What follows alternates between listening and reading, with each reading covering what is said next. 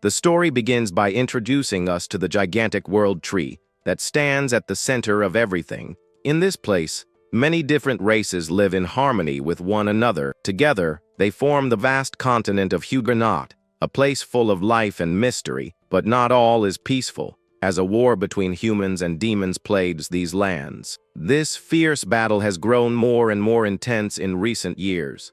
The humans were in a desperate fight, as their attacks had no effect on the demons. However, a turning point was about to happen in the midst of all that chaos. A light of hope appeared on the battlefield, bringing with it ancient and forgotten magics. Using these powers, they were able to overcome the army of monsters with ease.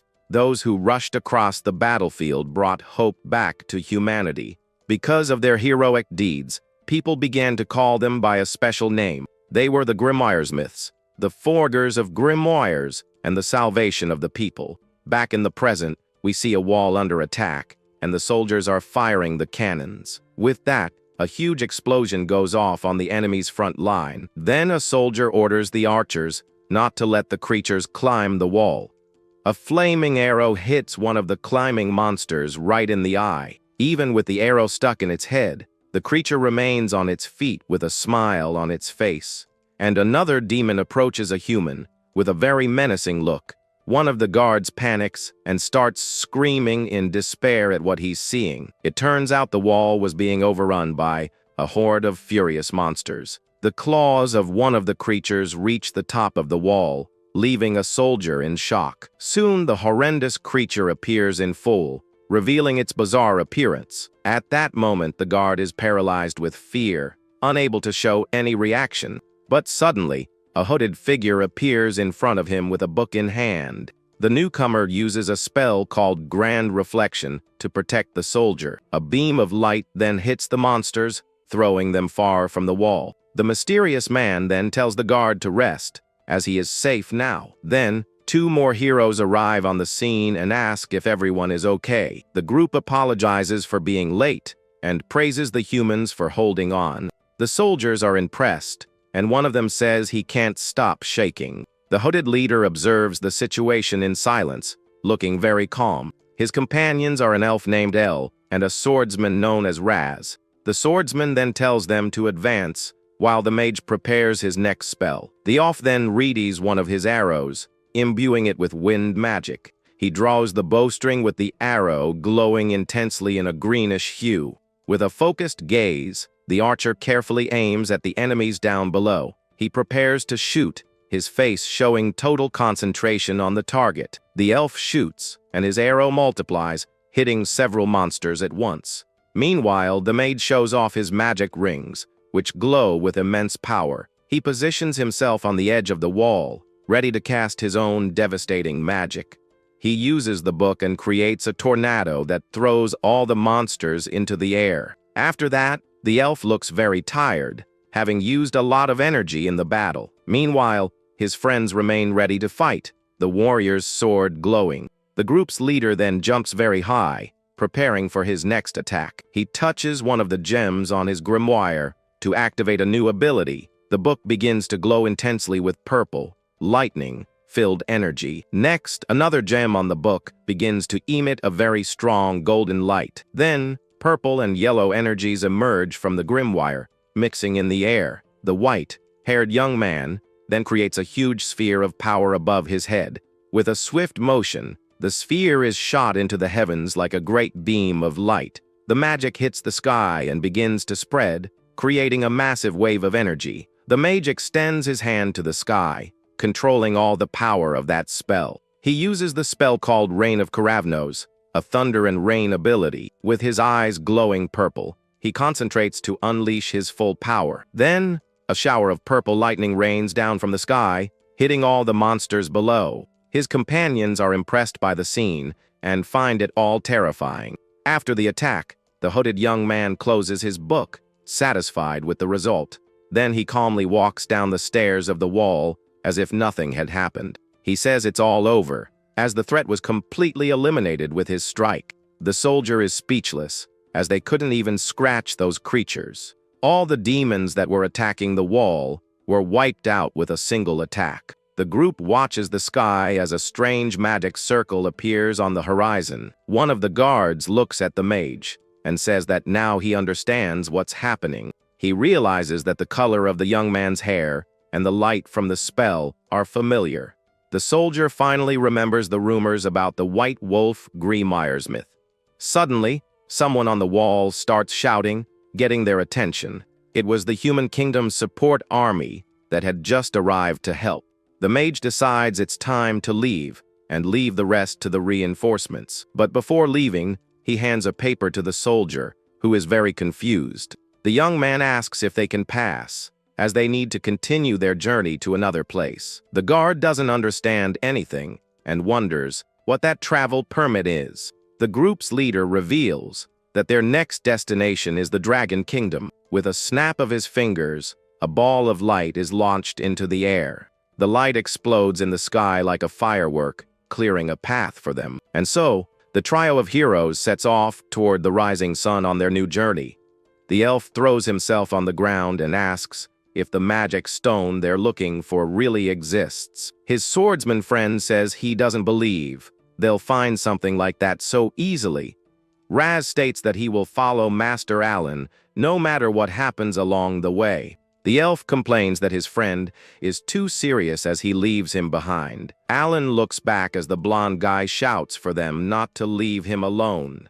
The elf clings to the swordsman who, annoyed, tells him to get away while letting out a laugh. From a distance, the group's leader just watches the scene with a slight smile on his face. Then Alan decides to get his companions Elle and Raz's attention to keep moving. With a determined look, the mage tells them to get going, as the journey is long. The two look at each other as it's said that their goal is the beginning of the whole world. And so, the trio sets off in search of the primal mana stone to complete their mission. Elsewhere, it is explained that among the continent's jewels, there are some special ones. Very rarely, gems are found that house ancient, long-forgotten magics. Because of their power, these rare jewels are known as magic stones. The scene changes to a ballroom where a nobleman is throwing a grand party, but underground, enslaved people are forced to polish stones in terrible working conditions. The sound of a clock echoes through the place, indicating that the day's shift is over. A boy with black and white hair says that's enough for today and puts his stone away, but a guard catches him and asks what the heck that is, as it's not well polished. The man complains that with junk like that, they won't make any money. With a mocking smile, the supervisor shows a perfectly polished and shiny gem. He says that if they're going to polish stones, they need to make them beautiful like that one. The boy then tries to grab the jewel from the guard's hand, who is very surprised. He refuses to hand over the stone he was holding before being interrupted. The young man says he was still in the middle of polishing that one before getting shoved. On the ground, the boy glares at the supervisor, who asks if it's him again. With a trickle running from the corner of his mouth, he continues looking at the man. His eyes glow, and the irritated guard says that look really gets on his nerves.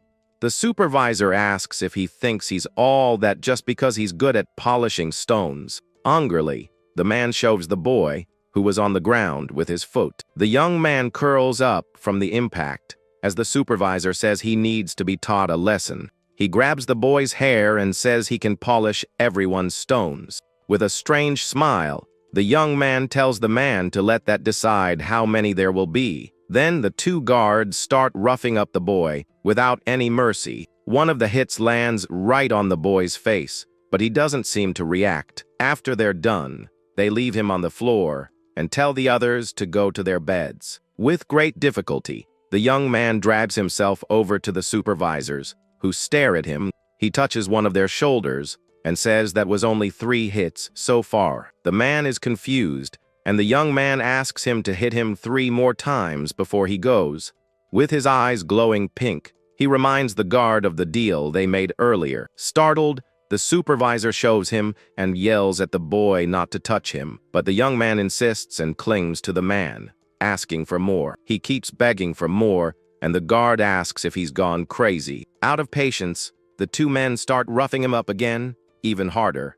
Even while being pushed around, The young man's gaze remains firm as he yells for them to back off. An old man, who is also enslaved, just watches the scene as he gets shoved by the guard. Next, the boy is thrown forcefully into a dark, cold cell. He sits on the floor alone and hurt, next to another unconscious prisoner. A light enters through the dungeon window, illuminating the gloomy environment a little. Upon waking, the young man realizes it's already morning and that he got a little too carried away. He remembers with a smile the many colors of stones he has seen, like red and yellow. It was the first time he had seen a light blue jewel, and he felt it was denser than the others. Holding the gem in his hand, he admires it, thinking how beautiful it was. He wishes he could see more types of stones, if they would just let him polish them normally. Suddenly, a furious gaze appears in the darkness, staring intently at him. The guard appears at the cell and yells for everyone to get out because it's time to work. The old man from before approaches and asks the boy if he can stand up. The young man replies that he can, and the old man carefully helps him up. The other prisoners find the old man's attitude strange, as he had never spoken to the boy. Going up the stairs, he thinks that since he arrived, no one had ever spoken to him. Back at the polishing tables, the old man sits next to him in silence. The boy asks if he needs something, and the old man replies, "Just a little." The supervisor arrives and warns him to polish the stones properly today, and the boy agrees. The man still threatens him, saying he'll get a beating if he catches him dozing off again. The young man ignores the threat and focuses on the stone he holds in his hands. He analyzes a purple stone, wondering if the color is mixed with a dark red. With an eager smile, he can hardly wait to see how the jewel will look after being polished. The old man beside him then asks why he did that with the guards. The boy replies that he's trying to concentrate, but the old man insists on the question. Not understanding at all, the young man turns and asks what the old man means by that. He says it was nothing and that he just wanted to polish stones because that's what he likes. The boy reveals he never saw anything beautiful in the alleys where he grew up as an orphan. In his past, he only fought to survive and felt like an empty shell. He admits that being treated as an enslaved person in that place is a living nightmare, but as long as he's there, he can polish these mysterious and fascinating stones. The old man stares at him with a serious and questioning expression after hearing his story. He asks if the boy got beat up and sacrificed his sleep just for those stones. Annoyed, the young man tells the old man to leave him alone, as what he likes is none of his business. He then says he just really likes the beauty of those small, mysterious jewels. The old man picks up a rough stone and asks if he finds this little pebble beautiful. The boy's eye gleams, and he says the more you polish it, the more the inner pattern shines. The old man is surprised and admits that watching the stones glow makes him feel calmer. Shocked, he asks how the boy can see that, and the young man doesn't understand his surprise. The old man becomes thoughtful, stroking his beard, and says he understands the situation now. With a different look, he thinks that this boy might have what it takes. The old man explains that what the boy sees is actually a very ancient magic. The special jewels that hold this power are known as magic stones. In short, incredible magic is inside them and can be used with a grimoire. But the ones they polish there are just a small fraction of the cheapest ones that exist. The boy is surprised and asks if there are other beautiful stones in other places. The young man's hair even stands on end as the older man confirms that there are. Out there in the world, there are magic stones with the power of wind, fire, and water. There are countless magic stones with all kinds of magic, far more than the ones they polish. The boy understands that the world is full of all kinds of magic stones. He wonders if there are many more than what they have in that place. The young man calls out to the old man and asks him to tell him more about the magic stones. He asks where he can find them, and the old man says he first needs to get out of there. The mere thought of leaving that place leaves the boy in complete shock. Suddenly, something happens, and the old man is thrown to the ground, dropping a stone. The boy runs to help the old man as a nobleman asks who was talking about leaving. Suddenly, a man in noble's clothing appears, holding a beautiful grimoire. The book in his hand has a luxurious appearance and seems to be very powerful. The boy is frozen, looking at the man who appeared out of nowhere. Surrounded by guards, the nobleman asks where the prisoner thinks he's going. His green eyes shine with anger as he glares at the two enslaved people. The young man remains paralyzed, not quite understanding what is happening there. The man scoffs, saying he didn't imagine he still had the energy to think about that. With hatred in his eyes, the old man says that man's name, calling him Malik. He says that man has a lot of nerve to appear in front of him. The nobleman just stares at him with a very mocking smile on his face. The boy asks if they know each other, and the older man confirms they do. With a serious look, the old man reveals that Malik has strayed from the path of mages. He calls him a traitor, and the nobleman pretends to be offended by the accusation. The villain says they worked together as mages for over 30 years. The old man confirms it's true as he clenches his fist tightly. A flashback shows the two when they were younger and how the old man always trusted the villain. The memory continues, showing the two having fun together at a party. But everything changed 2 weeks ago when a girl was taken hostage. The old man accuses Malik of using the girl to steal his book and sell stones. As the head of the Grimoire mages, he says he cannot forgive that betrayal. The nobleman laughs and calls his former friend a hypocrite to his face. He reveals that the old man's granddaughter was taken hostage because he was too soft. We find out that the old man is a genius who has mastered more than 10 types of ancient magic. Because of his power, he is known as the orchestrator of miracles. His grimoire glows intensely, showing just how powerful he truly is. The villain mocks him, saying that without that book, he's nothing but a weak and useless old man. With hatred in his eyes, the old man tells the man to get his filthy hands off his book. Malik repeats the mage's words with a sneering and sarcastic smile. He says he thought he could use the Grimoire's power, but was unsuccessful. No matter how hard he tried, he couldn't summon the ancient magic on the same level. Annoyed, the villain throws the book on the ground, calling it useless junk, and the jewels glow. The boy wonders what that is, as the book and the beautiful stones are glowing. The jewels scattered on the floor emit a strong, colorful light that illuminates the place. The boy's eyes shine, and his heart races uncontrollably at the sight. He feels a strong connection to these magical objects, as if they were a part of him. A cosmic vision shows that the young man feels as if the stones are calling to him. He realizes that the mage's strength doesn't come from those magical tools on the floor. The boy wonders where the old man's power comes from, since it's not from the book. Malik then understands that his former friend's true power comes from his eyes. The villain shouts the mage's name, which is Klaus, and tells him to spill his secret already. He grabs him and asks how he can perceive the power of the magic stones. Klaus tries to resist and pushes the villain away with the boy's help, but one of the guards attacks him from behind, hitting him with a strong blow.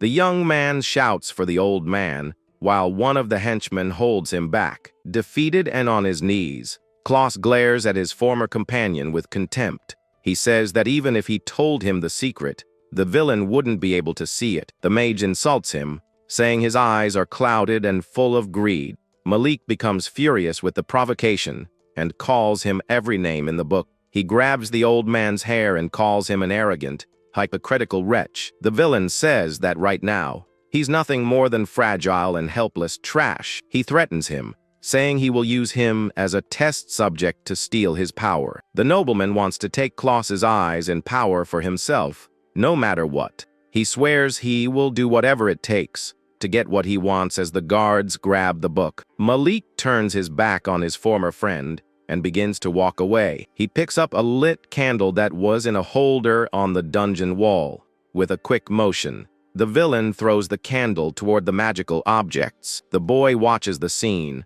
shocked by the nobleman's cruel and unexpected action. The candle flies through the air and lands exactly on top of the grimoire on the floor. Klaus screams in despair and asks what Malik thinks he's doing with his book. The villain says if the power doesn't come from the book, then it's no longer useful. With a wicked smile, He states he'll make sure Klaus never thinks of escaping again.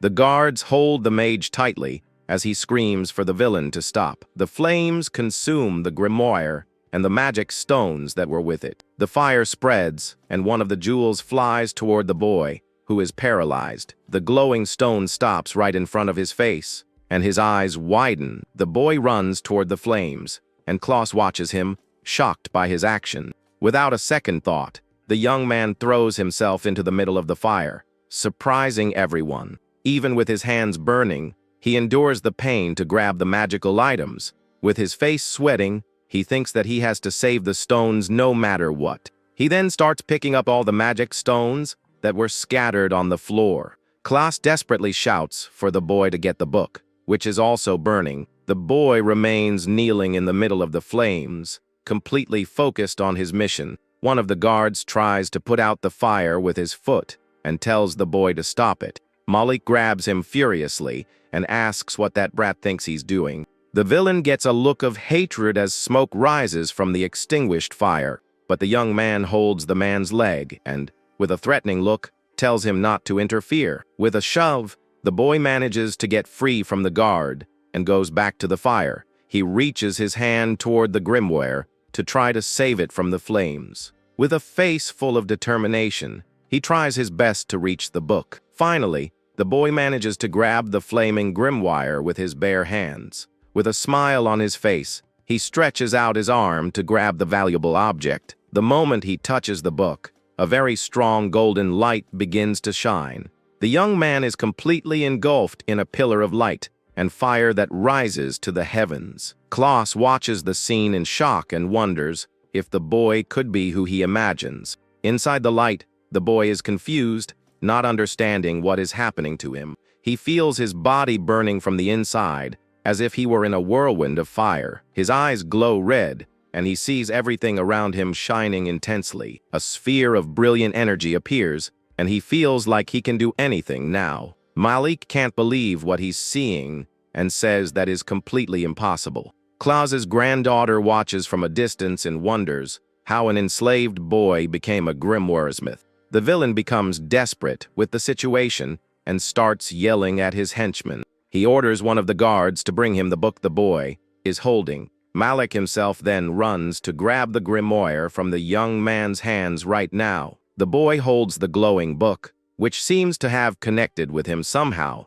Determined, he opens his grimoire and says he won't let the book fall into Klaus's hands. The villain uses a water spell to attack the boy who has awakened his powers, but the young man uses the grimoire and casts a water spell called Aqua Deviled. The villain also uses his book to control the water and create a powerful attack. The nobleman's water attack advances to put out the fire protecting the boy, but the young man's spell creates a water barrier that protects him from the attack. Malik is shocked once again, as he didn't expect the boy to know how to defend himself. Next, an explosion of light happens where the boy is, blinding everyone. He looks at the flames around him and notices something very surprising. The boy discovers he can move the fire and creates a wall of flames with his hands. The villain is perplexed and wonders what's so special about that boy. The villain is shocked because the newly awakened young man can already manipulate magic. With the grimoire in hand, the boy kneels,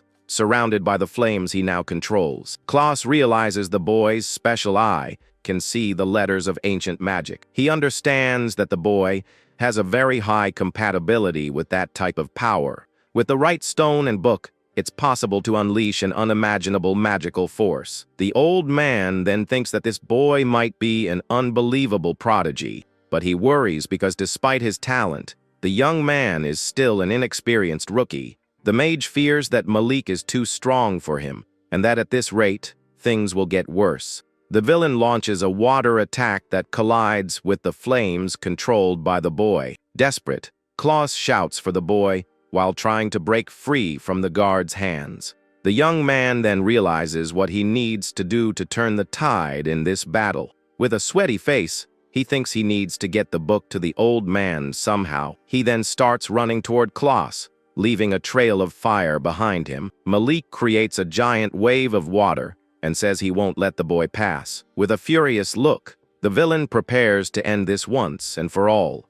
The water advances, and the boy prepares to hand over the Grimoire before he is hit. The young man throws himself into the air and hurls the book with all his might toward Klaus. The object flies through the air amidst the fire and water clashing on the battlefield. Both are hit head-on by the wave of water that floods the entire place. The boy shouts for the old man as he is thrown far away along with the magic stones. Despite being hit, Klaus manages to catch the jewels that were falling in the confusion. A large explosion of light and steam occurs, and Malik just watches the scene. The impact of the explosion throws the young man hard against the dungeon wall. He falls to the ground completely exhausted and hurt. After all that effort, lying there, he whispers Malik's name with a look full of anger and determination. Klaus, now with the grimoire in hand, begins to place the stones in their proper places. With a serious look, he says that Malik's party ends right now. The villain watches him with a slight smile on his face,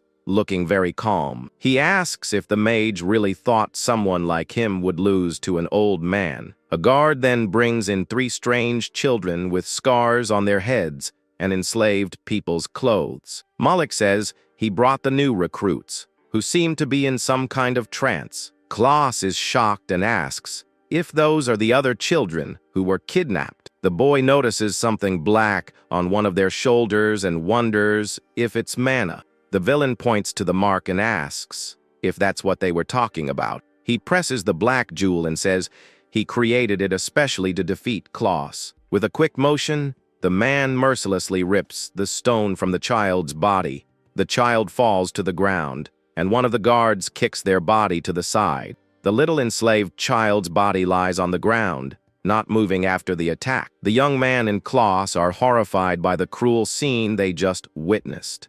One of the guards is terrified by his boss's action and calls him a scoundrel.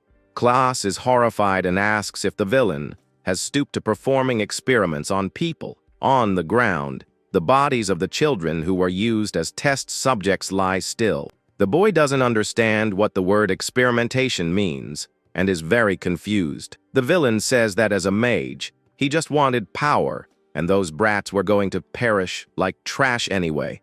Hatred fills the young man upon hearing the nobleman's cruel and heartless words. Malik approaches one of the victims and says this was for his research. With a smile, he says that being useful for such a sublime study is a great honor. Klaus shouts the traitor's name with great anger, while the other smiles maliciously. A dark, red aura begins to emanate from Malik's body, completely enveloping him. To protect himself, Klaus creates a fire barrier that shields the other enslaved people. With the grimoire in hand, he launches a blast of fire against Malik's attack. The boy watches everything, impressed, and says that is a mage's true magic. But the villain's dark magic is too strong and begins to swallow Klaus's flames. The mage feels the pressure of the attack and struggles to keep the barrier up. Malik mocks him and says he dreamed of the day he would bring him to his knees. He threatens to use every last drop of his and the boy's blood as new test subjects. Seeing the situation, the boy realizes that at this rate, they won't be able to win. Desperately, he tries to balance himself in the middle of the chaos in the dungeon. The young man then looks at one of the magic stones he managed to save from the fire. He wonders if he can do that again if he uses the stone like before. Klaus's voice echoes in his mind, telling him to remember that unique feeling. The young man understands that a glowing pattern will appear if he concentrates hard. He refuses to be a test subject for the rest of his life and clutches the stone tightly. With a cry of determination, the boy says he will see all the stones. He wants to know all the magic stones that exist outside of that place. With his eyes glowing purple, he focuses all his energy on the jewel in his hand. With a roar of fury, a purple and red energy suddenly explodes from his body. The dark magic envelops the boy as Malik and Klaus watch in shock. The power released is so great that the two mages are left speechless at the scene. The villain and Klaus are engulfed by the dark energy that spreads through the place. With a look of pure hatred, he commands that place and the villain to burn to the ground. The boy extends his hand with the stone and unleashes all his magic at once. An explosion of power occurs in the dungeon, throwing all the guards far away. Malik can't believe he used ancient magic without even having a grimoire. The villain spits out some blood and becomes furious because all of that was supposed to be his. The boy tells everything to burn to ashes as he releases even more power. His eyes glow intensely, and the stone in his hand emits a red light. The jewel shines with immense power, filled with a dark and mysterious energy. The aura of fire and darkness continues to expand further and further throughout the dungeon. The stone in the boy's hand transforms into a red, perfectly polished jewel. Klaus realizes the boy is causing the mana stones to go into berserk mode. The villain screams in pain as he tries to control the dark power that is consuming him. He places one of the black jewels in his grimoire to try to amplify his magic. The dark energy transforms into a black liquid that moves toward the young man. Malik yells that he is nothing but an insignificant enslaved boy and launches his attack. The villain's attack clashes with the boy's fire barrier, creating a power struggle. The two magics collide in the center of the dungeon, causing a huge explosion. The nobleman gets angry and says he won't lose to a boy who has just awakened. The dark magic and fire dance across the battlefield in a spectacle of light. The boy concentrates on keeping the barrier firm against the enemy's attack. With a confident smile, the boy faces the villain without any fear in his eyes. Malik's guards stand frozen, not knowing what to do in the midst of all the chaos. The villain yells at them, telling them to do something about that enslaved boy. Klaus's granddaughter is also present, and the guards surround her to protect her. The boy realizes he needs to think of a strategy to get out of this situation. One of the guards says it will be a problem if they surround them and suggests a retreat. Another henchman says they need to get the other enslaved people out of there quickly. In that case, the guard decides they need to deal with the boy first. The young man shouts for the old man and asks him to take care of the enslaved people behind them. Klaus gets the message and prepares to protect the other prisoners. He turns and watches the enslaved people cowering in fear in the corner of the dungeon. The battle between the boy and the villain continues, with both using all their power. The guards advance to attack the boy, but he repels them with his fire magic. The boy's chain breaks in the middle of the battle, completely freeing him. One of the guards is hit squarely by the flames and screams in pain from the attack. Malik becomes furious and says he won't let a brat like him humiliate him. With the broken chain, the young man can now move freely around the battlefield. The two glare at each other with hatred as the magical battle rages on. Klaus helps the other children to their feet and tells them to run now. He clears a path through the flames so the other enslaved people can escape.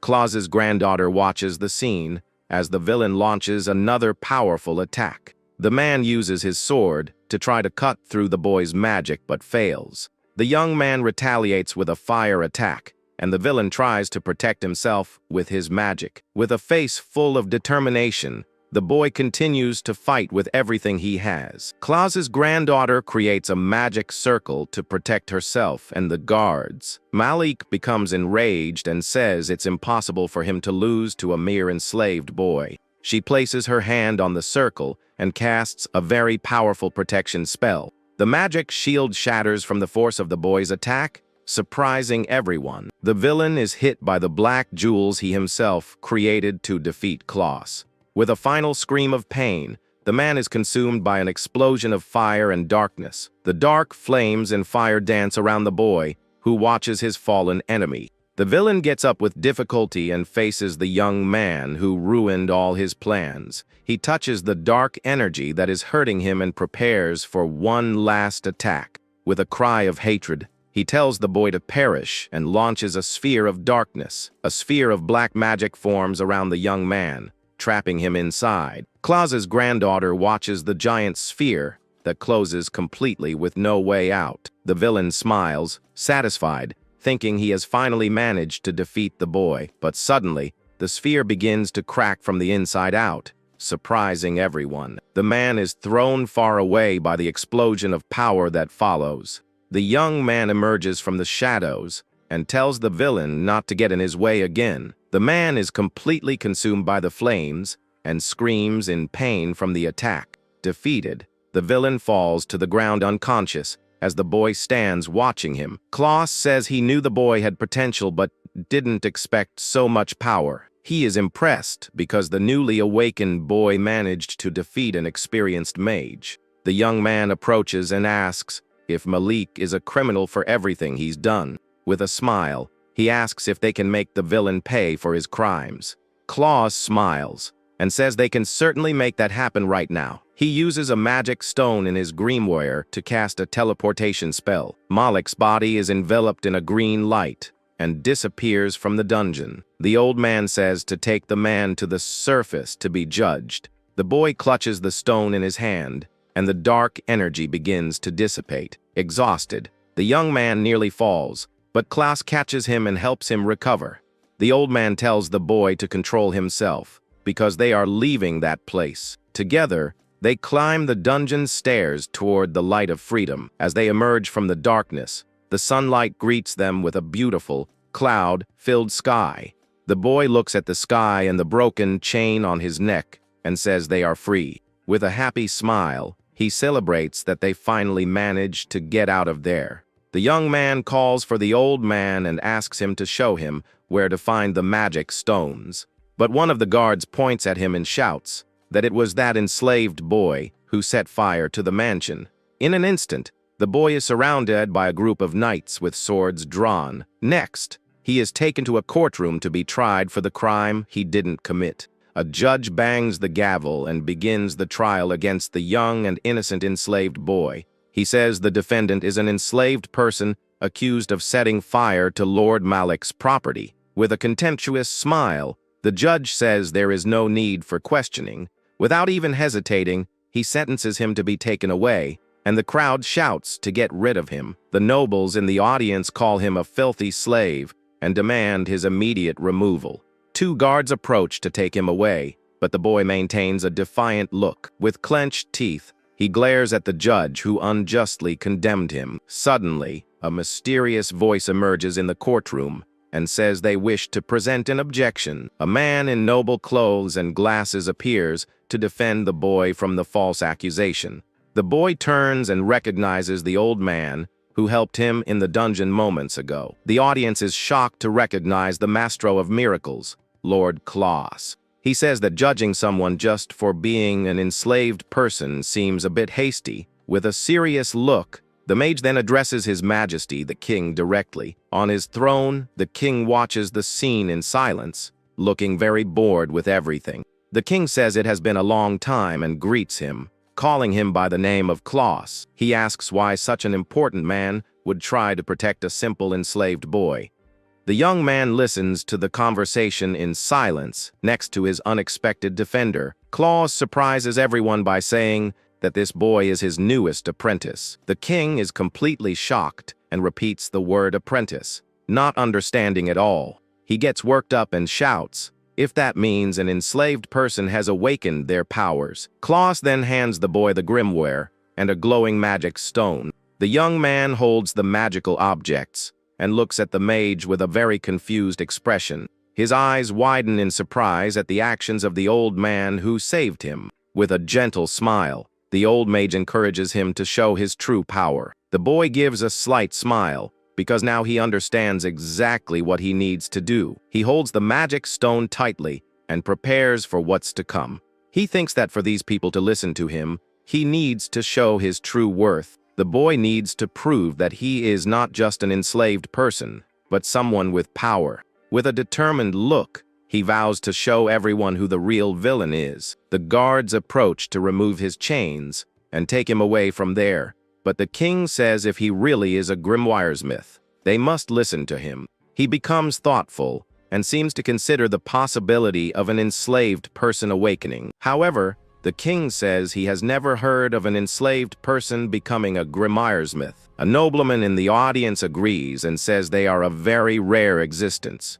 Another man says that only a few awaken per year, and that it's impossible for an enslaved person. The boy places the magic stone in the grimoire to prove they are all wrong. A huge wave of water suddenly appears, completely enveloping him in the courtroom. The audience is speechless at the young enslaved boy's demonstration of power. Even the king is surprised by the scene and watches everything very attentively. With a smile, he says that is a very simple water spell to use. The nobleman from before shouts that there must be some mistake, because this can't be real. He says countless nobles wish to become Grimoiresmiths and fail. The boy rolls his eyes and mutters that all they know is how to talk blah, blah, blah. Tired of the conversation, he launches a blast of water toward that man. The water surrounds the nobleman, who is paralyzed with fear, unable to move. He breaks into a cold sweat as the water dances around him menacingly.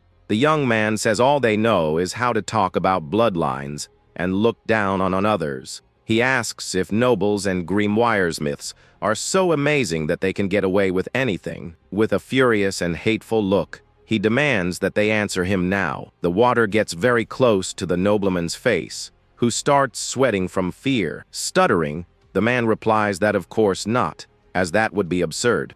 He says that taking a life is never permitted by law, no matter the situation. With a confident smile, the boy listens to the nobleman's words very carefully. He then says that in that case, there is someone there who deserves to be punished much more. The man in the top hat stares at him from a distance, not understanding what he's implying. The young man says that the man who tried to take his and the old man's lives is the real culprit. He accuses Malik of using children for his cruel experiments. The king looks to the side and calls Klaus to confirm the boy's story. The mage then confirms that everything his new apprentice said is the absolute truth. He says that without the boy, he wouldn't be there, and suggests they look for proof in the basement. The boy remembers the children Malik had brought to the dungeon before. He knows they can serve as proof of the villain's experiments on people. The young man says if the country is going to get rid of him just for being an enslaved person, then fine. But he warns that he will fight with everything he has to get out of that place. The water he controls spreads through the courtroom, soaking some of the nobles. Klaus then interjects and says that is what he claims will happen. He asks the king if it's all right to let a precious Grimoiresmith go. The king stares at him with a serious and thoughtful look after hearing his question. The two stand in the middle of the courtroom, awaiting His Majesty's decision. With a sigh, the king says of course not, and declares the trial is over. He orders the knights to investigate Malik's property immediately. Klaus and the boy then turn to leave the courtroom after the king's decision. But before they leave, the king calls Klaus's name to give one last warning.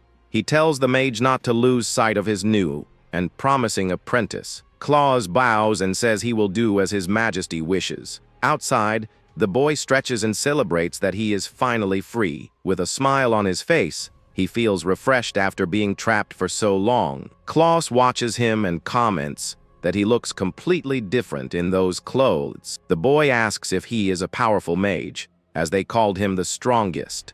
The old man corrects him and says to call him master, and that he is a Grimoiresmith. Excited, he asks where the stones are and what he needs for the journey. Klaus tells him to calm down, but the boy keeps talking about preparations. The master says that as his apprentice, he will study the fundamentals of a Grimoiresmith. The young man is shocked and says he just wants to look for the stones, and Klaus calls him Alan. With a pouty face, Alan listens to his new master very attentively. Klaus explains that the continent is very dangerous because of the demons from the west. With a serious look, he tries to make the boy understand the gravity of the situation. He says it would be reckless to travel alone, and that he would perish before he left. Even so, the boy clenches his fist, determined to follow his dream no matter what. Alan insists he wants to go look for the stones, and reminds the master of his promise. With a determined look, he says it was Klaus himself who told him about that world. The mage sighs and seems to understand the anxiety of his new and talented apprentice. He touches the boy's head with the grimoire and says he knows all too well. Klaus explains that's why he needs to become a true Grimoiresmith. He says that to look for the magic stones, Alan needs to acquire knowledge.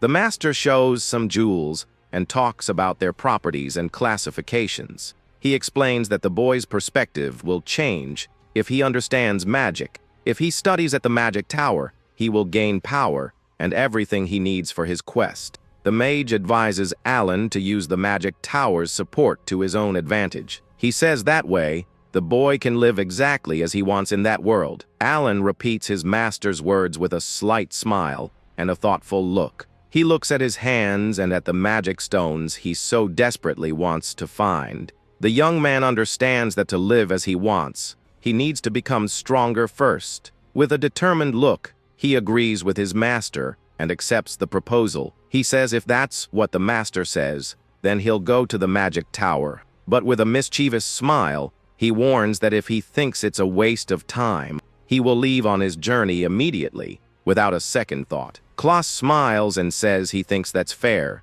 as he trusts his apprentice's potential.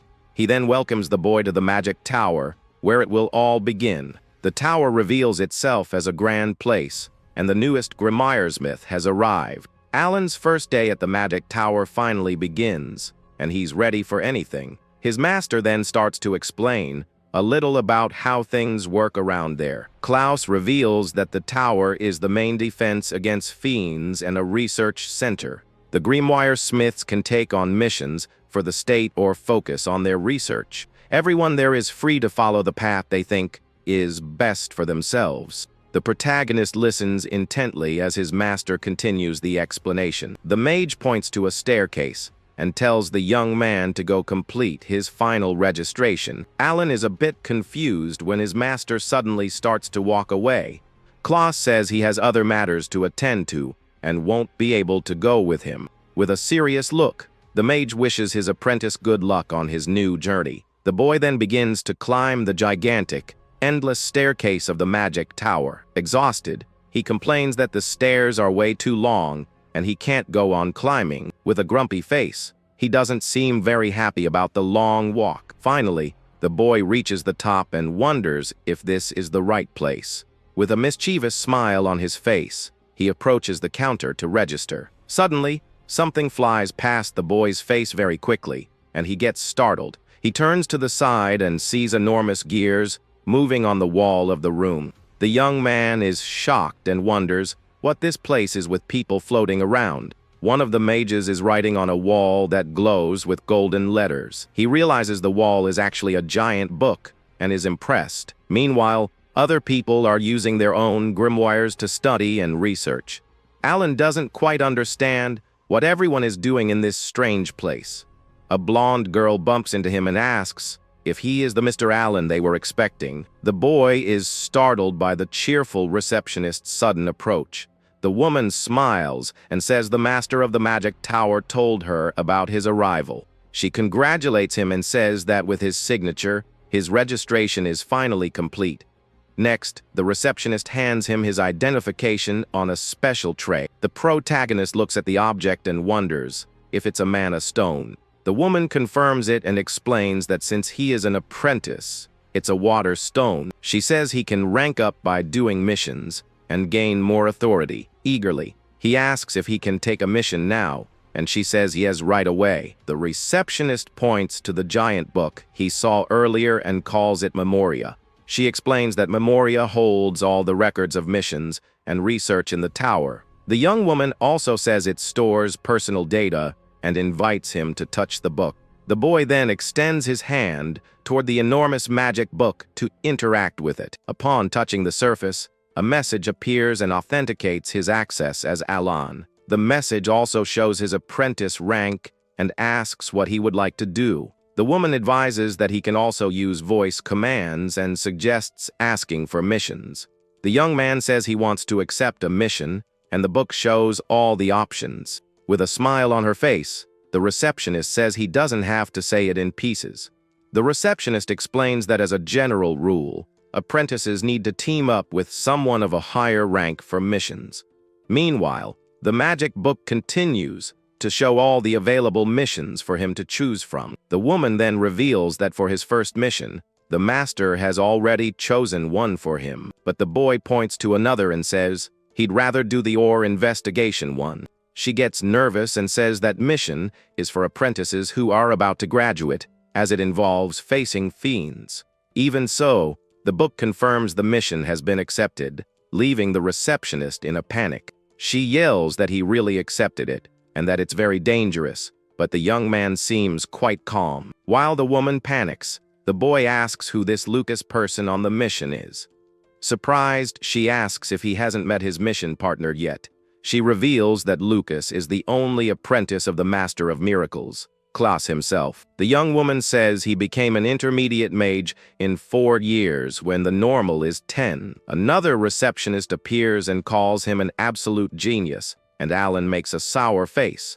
They say the master hadn't taken any apprentices for decades, but accepted this Lucas fellow, and that rumors say he is the only one capable of inheriting Klaus's research. From a distance, another mage overhears the receptionist's entire conversation. He approaches and comments that he heard the new apprentice used to be a slave. The woman ignores the comment and fawn over Alan, thinking he's a cutie. The boy just ignores it and thinks about what it will be like to have a senior apprentice with him.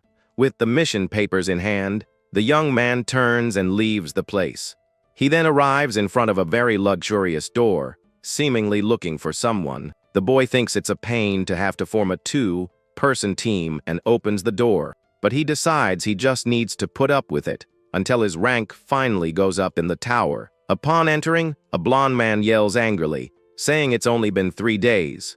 The masked boy complains about the mess and wonders why the place is like this. He continues to grumble about how no one puts things back where they belong. Crouching down, he picks up some important documents that were left on the floor. The blonde then realizes he's not alone and calls out for the master with a serious look. The young apprentice asks who he is, and Alan just stares at him in silence. With a surprised look, the masked boy finally understands who is there. He introduces himself as Lucas Valen and says he is Alan's senior apprentice. The boy thinks so that's the famous Lucas and admits he was a bit startled. The older one asks if he has been informed about the mission they will do together. He tells the rookie to relax because since it's his first mission, he'll be there to help. The blonde hands a paper to the boy and offers to answer any questions. But the young man says he's not nervous and that he'll be fine on the mission. Then, Alan reveals he decided to take a different mission and shows the paper. The senior is confused and asks if it's the mission at the mine in the southern forest. He sees the official seal and says it's no place for a first mission at all. Ignoring the warning, the boy simply asks when they will be leaving. Lucas replies that if they take the morning carriage, they can get there in 2 hours. Alan simply says they will leave tomorrow morning and starts to leave the room. The rookie doesn't even look back and continues on his way with a very determined air. Alone in the room, the blonde just looks at the papers scattered on his desk. He then complains out loud because he had just tidied up that whole mess. Meanwhile, the boy walks down a circular hallway with a book in his hand. He thinks his new mission partner seems like a nice guy, but upon seeing the senior picking up papers from the floor, he notices something more. The young man watches him from afar as Lucas begins to study the materials. He decides that since they are traveling together, there's no need to become friends. The boy decides to grab some books that look useful while he has the chance. With the books in his hands, his only desire at that moment is to read them all. With a determined smile, he dives into his reading, completely focused on learning. In one of the documents, he finds information about a Grimoire ceremony. The boy wants to embark on his journey as soon as possible to see the stones. So, he spends the entire night studying and reading various books in the library. Suddenly, he wakes up and wonders if he fell asleep without realizing it. The young man then gets up and looks down at the lower floor of the enormous room. He sees his partner still working at his desk, even though it's very late.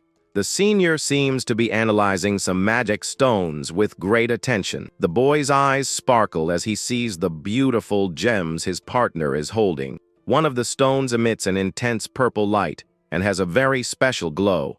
The blonde continues his work with the magic stones without noticing he's being watched. but he senses the rookie's presence and apologizes, asking if he woke him up.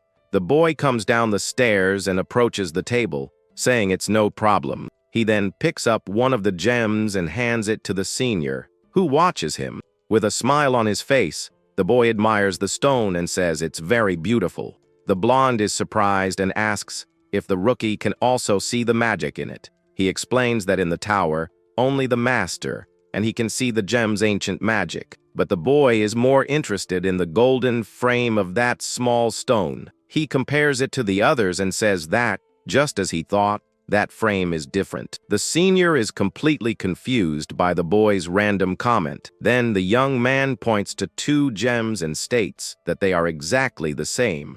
The senior understands and explains that the border design is different for a reason. The boy gets curious and asks about attribute and derivative gems. The blonde explains that the gems are processed so a mage can use them. With an attentive look, he confirms that he understood his partner's explanation. The gems are divided into 2 types according to the ancient magic inside them. Attribute gems manipulate natural forces like fire, water, earth, and wind. Derivative gems, on the other hand, cause phenomena that are not attributes, like other powers. They can do all sorts of things, like seeing through objects and more. The senior continues explaining that derivative gems can also enhance hearing. The boy points to an empty slot in the grimoire his partner is holding. He then places the gems and shows that the circuits on the left and right are different. The right is for derivative gems, while the other is for attribute gems.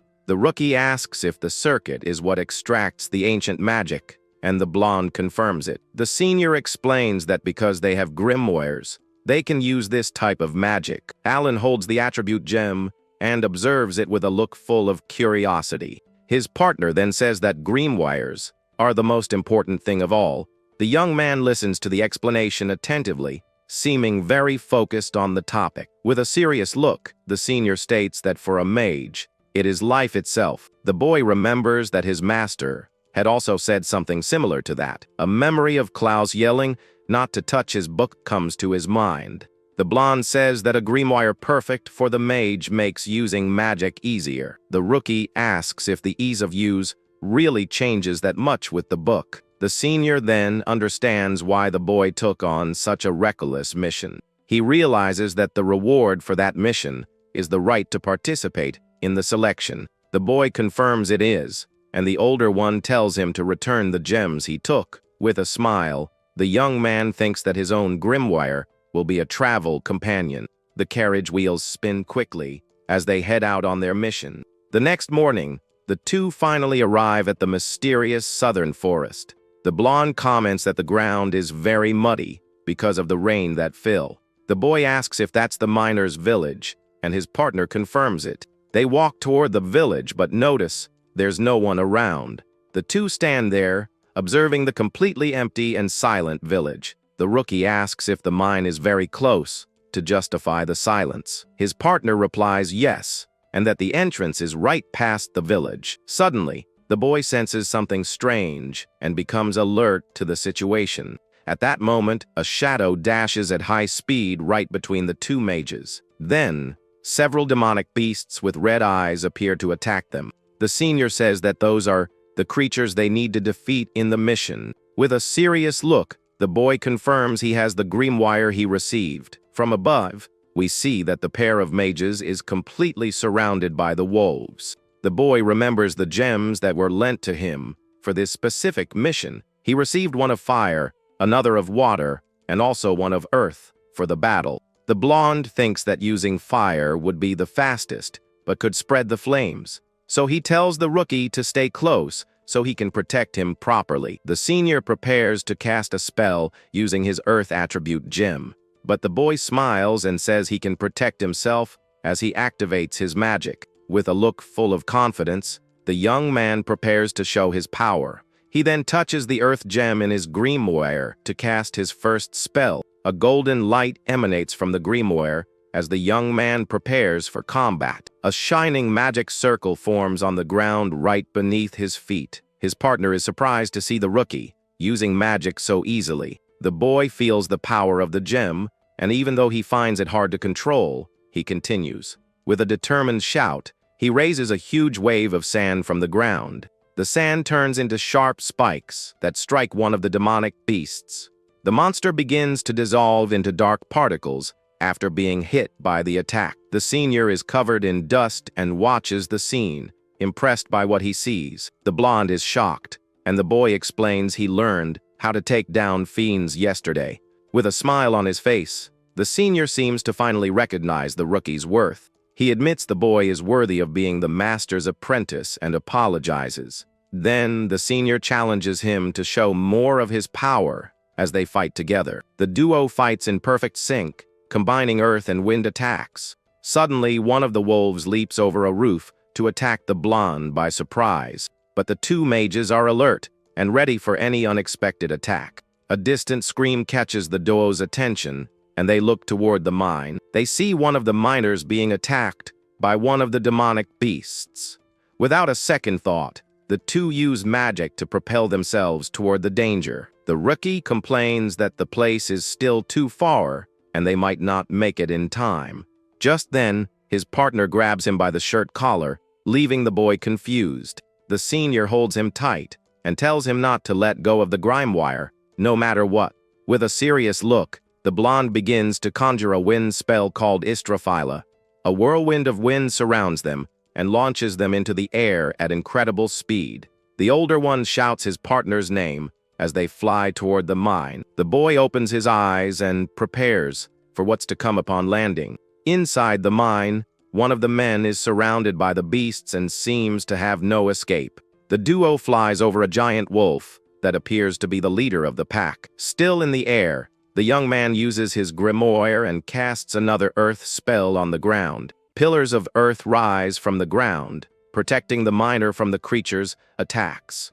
The man is relieved and thanks them for saving him just in the nick of time. The blonde tells him to get to a safe place while the two of them handle the rest. Then, a huge wolf appears, and the senior understands why there were so many creatures.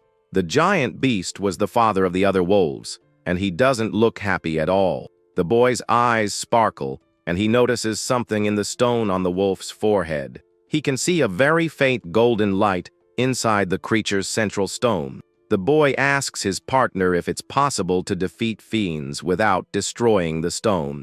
His special vision reveals that inside the fiend's stone, there is a mana stone, but his companion can't see anything and is confused by the rookie's question. The young man wonders if he's the only one who sees it, or if there's some special connection. With a smile, he tells his partner that if he wants to know, he'll have to see for himself. He licks his lips and says there's no other choice but to get that stone. The young man explains that to remove the gem, they first need to stop the beast's movements.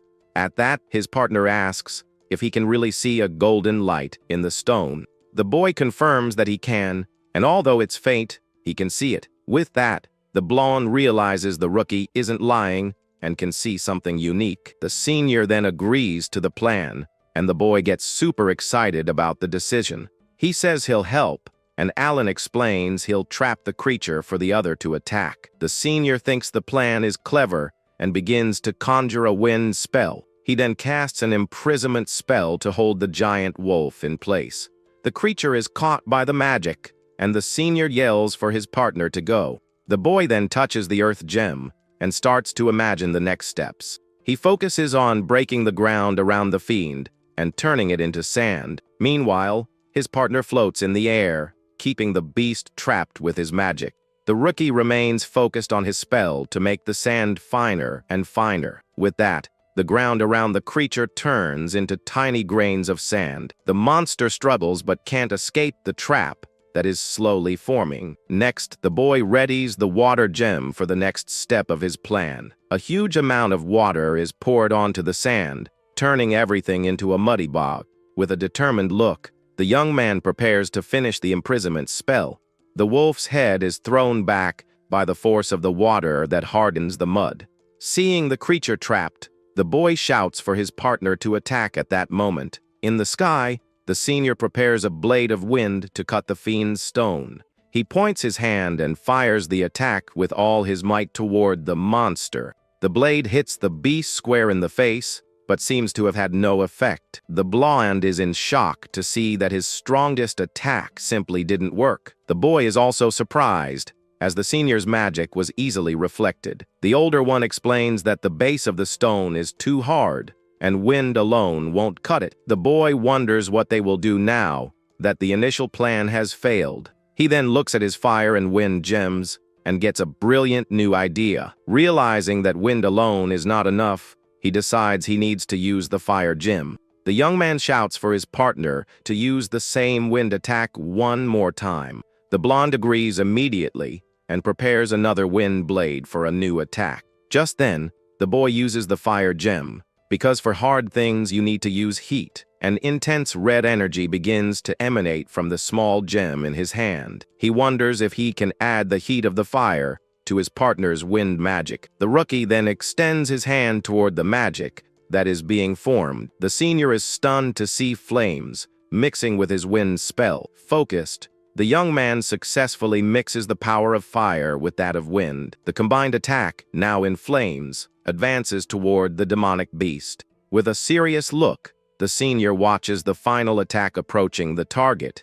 The young man shouts "Fire!" to finally launch the combined attack with his partner. The blonde confirms with a shout and fires the spell with all his strength at the creature. The flaming wind blade flies at high speed toward the giant beast. The attack hits the stone dead on and manages to rip it from the monster's forehead. With that, the fiend's body begins to dissolve as the gem flies away. The boy then lands safely on a nearby wooden platform. His partner celebrates the victory, saying they finally managed to get the gem, but he turns and sees the rookie jumping from the platform to catch the falling stone. The young man dives through the air with his arms outstretched, trying to reach the red gem.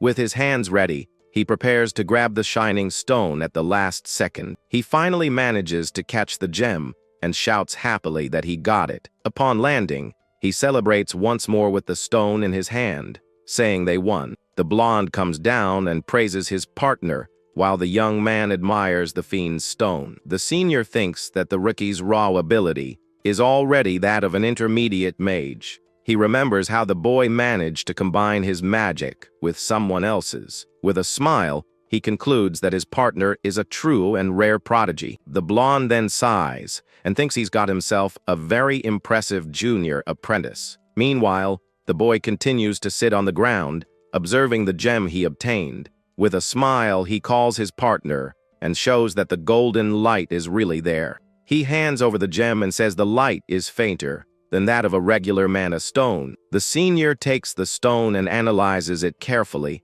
but can't see the light. He says he doesn't see anything, and that he'll have to ask the master about it later. The boy thinks that if there's ancient magic in there, maybe he can extract and use it. The rescued miners watch from a distance and ask if the mages are okay. The blonde says the fiend has been defeated and asks if any villagers were hurt. Suddenly, the boy looks toward the mine entrance as if he feels something strange. He pauses for a moment and thinks that he just felt something very odd. The young man remembers feeling as if someone was calling him from afar. Still intrigued by the sensation, he continues to observe everything around him. He then touches the gem on his chest, which begins to glow with a soft light. His partner calls his name twice, pulling him from his deep thoughts. The senior asks to check the gems in the book, and the boy agrees right away. The duo then prepares to continue the mission and investigate the ore vein. The blonde says for them to go, and the rookie stares at him for a moment before following. The two then arrive at a large house in the miners' village. A family reunites happily and thanks the young man for saving them. The senior checks the book and says everything is fine while the rookie looks out the window. He explains they need to inspect the vein, as it's a rule to confirm the mana stones. The boy gets super excited at the idea of a mana stone vein and asks questions. He pulls his partner along in a hurry, thinking he's also curious about that feeling. But an old man appears and says he won't allow them to enter the mine. No way. Another man runs up and asks the gentleman not to anger this Lord Anuma. Confused, the pair of mages asks who this person the old man mentioned might be, He reveals that it is the guardian of the forest and has lived in the mine since ancient times. The two young men listen to the man's explanation with very serious expressions. The old man's son tries to calm him, but he shouts that the fiends attacked because of them. The mages look at each other, not understanding the situation, and wonder what to do now. They decide to ignore the old man and continue, as it's their job to investigate the site. The duo then finally enters the darkness of the mysterious and dangerous mine. The senior says the so-called lord must be a phantom beast, and the rookie is curious. The blonde explains that these beasts are neither animals nor fiends, but something else. The boy is even more confused by his partner's explanation of the creature. Just then, the senior reveals that their bodies are made of mana stones, and the young man gets excited. Legends say they live for 1,000 years and can use ancient magic freely. There are several not registered by the magic tower scattered across the continent. Because they are rare, people worship them as gods, and the boy wonders if there is one here. His partner says who knows, but if there is, it will be one that's not in the records. He also warns the rookie not to get his hopes up, as they are like gods. Legend has it that on a whim, the beasts give unique gifts to certain mages. The image shows a huge golden bird blessing a human with its power, but the senior warns that this is just a fairy tale from very old texts. The boy smiles and thinks that a god who gives gifts sounds very interesting. With a curious look, he wonders what a creature made of mana stones would be like. He thinks that if they live so long, maybe he can ask them what mana stones are. The young man wonders if the voice he heard was a beast and says he would love to talk. He looks ahead and is impressed by what he sees in the dark cave. With his eyes shining, he admires the beauty of that magical and unique place. The two finally arrive at the mana vein and see enormous blue crystals shining. The boy walks toward the glow of the crystals, floating all over the place. He gets closer and touches one of the mana stones with an enchanted look. With a smile on his face, he says this place is the most beautiful thing he has ever seen. The blonde comments that for them, the inspection is easy because they can see the golden light. His partner confirms that he remembered other mages need to use tools. Suddenly, the boy feels a sharp headache and groans in pain in the darkness. He looks to the side and realizes that strange feeling is back. The voice calls him again, and the crystals around him begin to float in the air. Surprised, he shouts and his partner calls his name, worried about the situation. Just then, the ground beneath him cracks, and the young man begins to fall into a hole. He screams in desperation as he falls deeper and deeper into the mine's darkness. The boy continues to fall endlessly toward a golden light at the bottom of the abyss. The boy finally hits the ground and complains of pain from the sudden fall. Suddenly, a golden light flies by, and the reflection of the crystals shines in his eyes. He then looks up and is amazed by the enormous amount of crystals. The boy finds himself in a gigantic cavern completely filled with mana stones. Shocked, he wonders if all of this around him are really mana stones. Among so many shining crystals,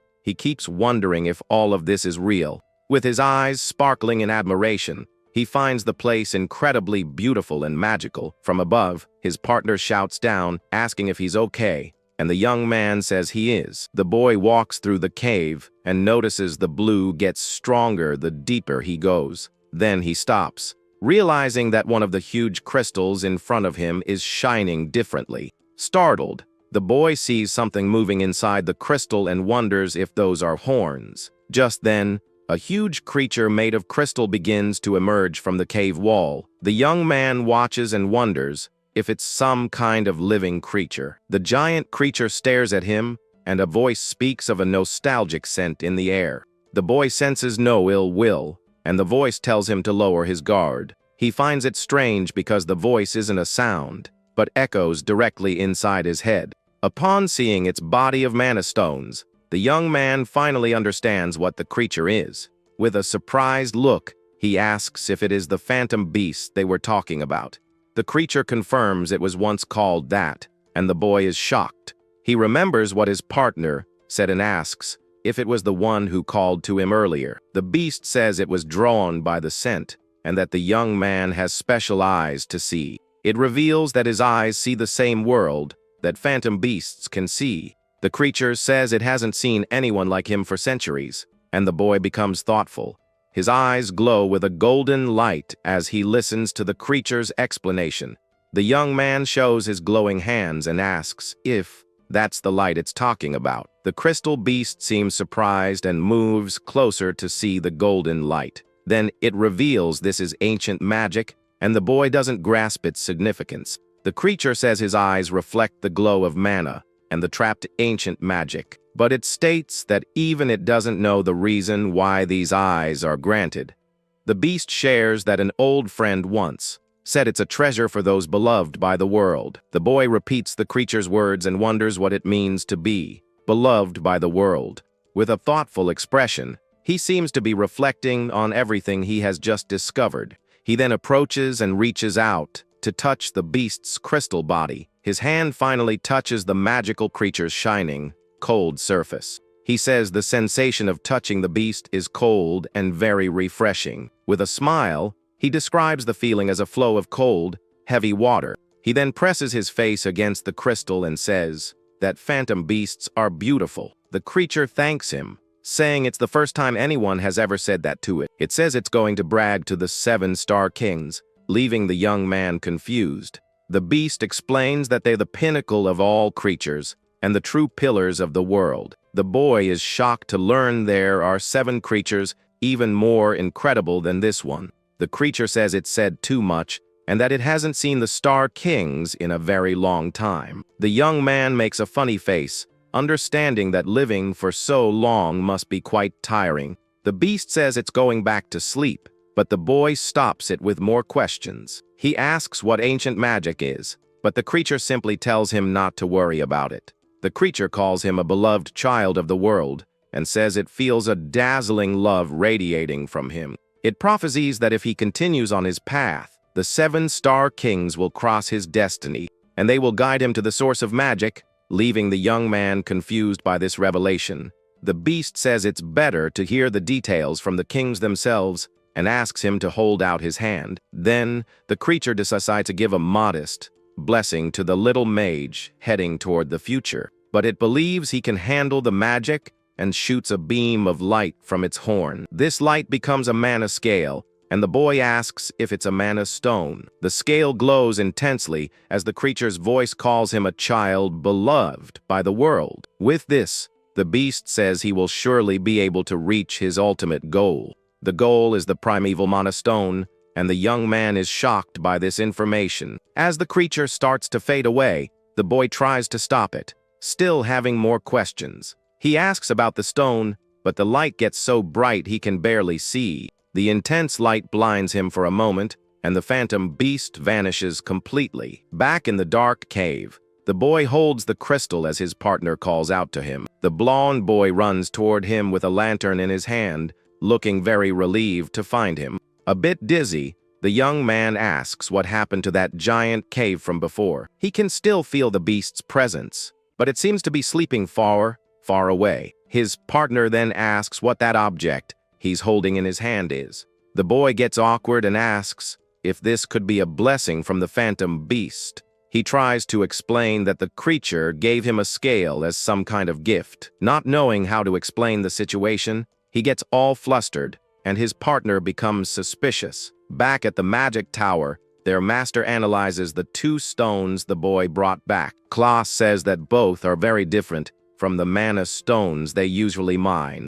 The senior asks about the mission report, but the rookie hasn't done it yet. The master says he will handle the report about the beast and the stones himself. Then, the mage gets the attention of his apprentice, who is still mesmerized by the crystal. He says the boy should polish the scale and turn it into a jewel, and the young man gets excited. The master says he'll prepare the tools, and that he can use the other stone for research. Klaus tells him to write the report and choose a grimoire, but the boy doesn't seem to be listening. Upon hearing the word grimoire, the boy finally pays attention to the conversation. With a leap of excitement, he grabs his mission partner with a determined look. He shouts for them to go, as he wants to get his new grimoire as soon as possible. the blonde is dragged along by the rookie, who can't contain his excitement at the moment. Finally, they arrive at the Grimoire selection area, where the receptionists are waiting. The boy thinks that he's finally going to get his hands on his very own magic book. They enter a large, dark hall that looks like a library or an old archive. A huge gate is locked with a chain and a padlock, and the young man approaches it. Out of curiosity, he peeks through a crack in the door to see what's inside. Inside, an infinite library full of grimoires appears, and he dreams of his own. Standing in front of the door, the boy is ready to find his partner for the journey ahead. As soon as the young man hands over the documents, a loud bell rings, announcing the start of the ceremony. At that, the giant gears of the gate begin to move with a metallic noise. Hearing this, other mages turn and ask who will be participating in the Grimoire selection this time. One of them is shocked to recognize the rookie and questions how he got the right to participate. Everyone in the hall turns to look at the boy's group with curious and disdainful gazes. Two mages call him a fool and say a Grimoire would never choose a rookie with his background. But the black-haired boy says the legend of the Golden Book is false because he saw the records. A blonde girl calls out the boy's name, seeming worried about his decision to participate. Back at the gate, the guards prepare to open the passage to the Grimoire archive. With an excited look, he asks if all the magic books are kept inside. His partner confirms and explains that it's the archive where they keep masterless grimoires. Then he gets the rookie's attention and prepares to give him the most important instructions. He warns him that rule number 1 is to never touch the grimoires on the shelves. The blonde explains that if a book chooses him, it will come to him, otherwise, he'll return empty-handed. The young man looks sad and asks if that means he might not get anything at all. His senior confirms and shows the permit, saying it's only the right to participate in the event. At that moment, the enormous gates open, and an intense light shines from within the library. His partner warns him that very inexperienced mages are not recognized by the grimoires. With a determined smile, the boy understands that if he isn't chosen, he'll just have to train harder. His friend adds that he'll have to earn the right to participate all over again. Before going in, the blonde calls out to him and tells him to take something he's offering. In his hand is a small golden sphere, and the boy wonders what it is. Suddenly, the sphere grows wings and starts to fly, leaving the young mage completely startled. His partner explains that it's a magical tool to monitor him and prevent any funny business. The flying sphere will broadcast everything live to a place called Memoria. Meanwhile, the other students watch everything and comment on how strange it is to see the sphere flying. The senior tells the rookie not to worry, as he will be waiting just outside the gate.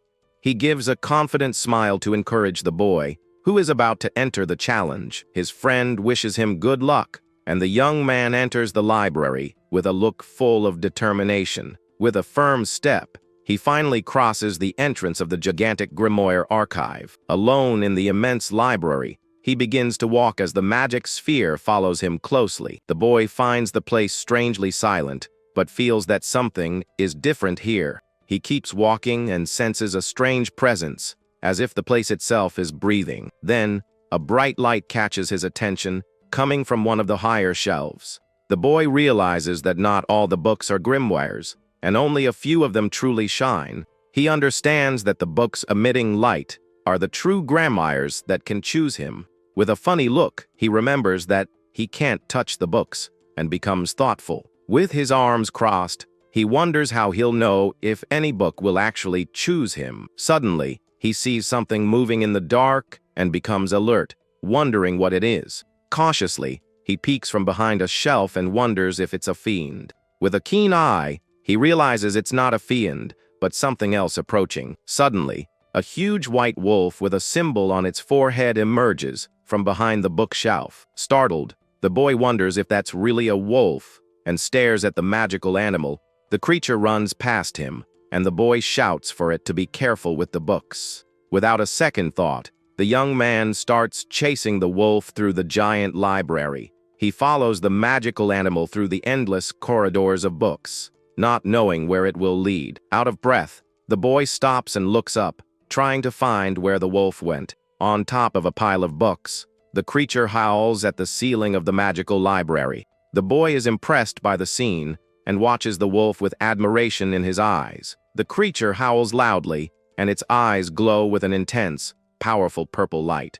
With a confused face, the boy just watches, not understanding what is happening. Then the wolf sits down and closes its eyes, as if concentrating on something. The symbol on its forehead glows brightly, and an enormous purple energy explodes.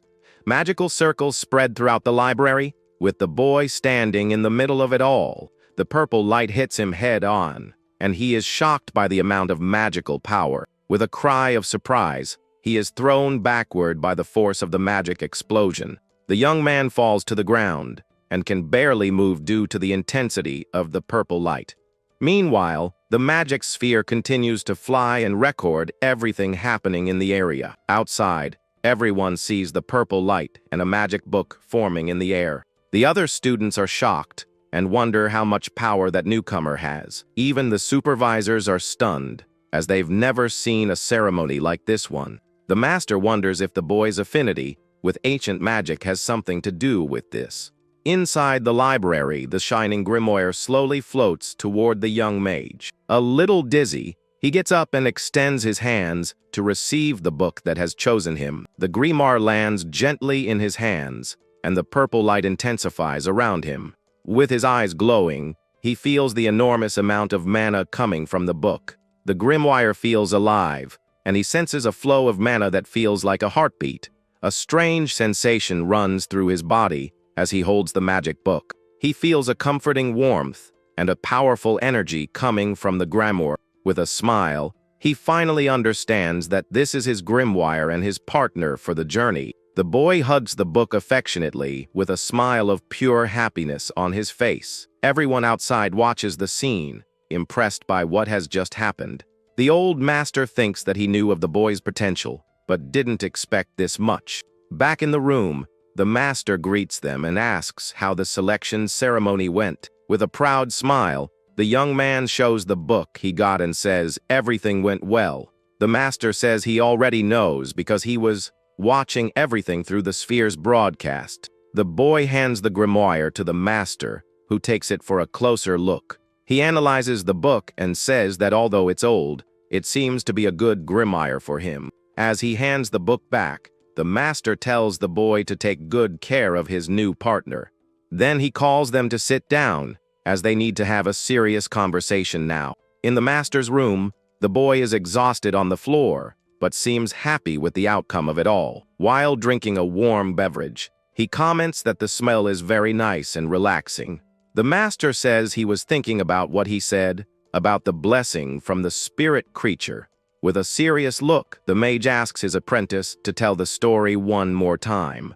He wants to know the exact words the phantom beast said to the boy. So, the young man begins to retell everything he heard from the magical creature in the crystal cave. He reveals that the creature said he was a child beloved by the world, or something like that, and that his eyes, which see the golden light, perceive the same world that the beasts can see. Furthermore, the beast prophesied that the 7-star kings would guide him to the source of magic. The master understands the situation and decides it's best to tell his apprentice the truth. He begins by explaining that the 7-star kings are famous creatures throughout the continent. He then shows a map with the 5 great territories of the continent known to all. The mage says that a spirit creature governs each of these 5 great territories. The boy is confused and asks why there are only 5.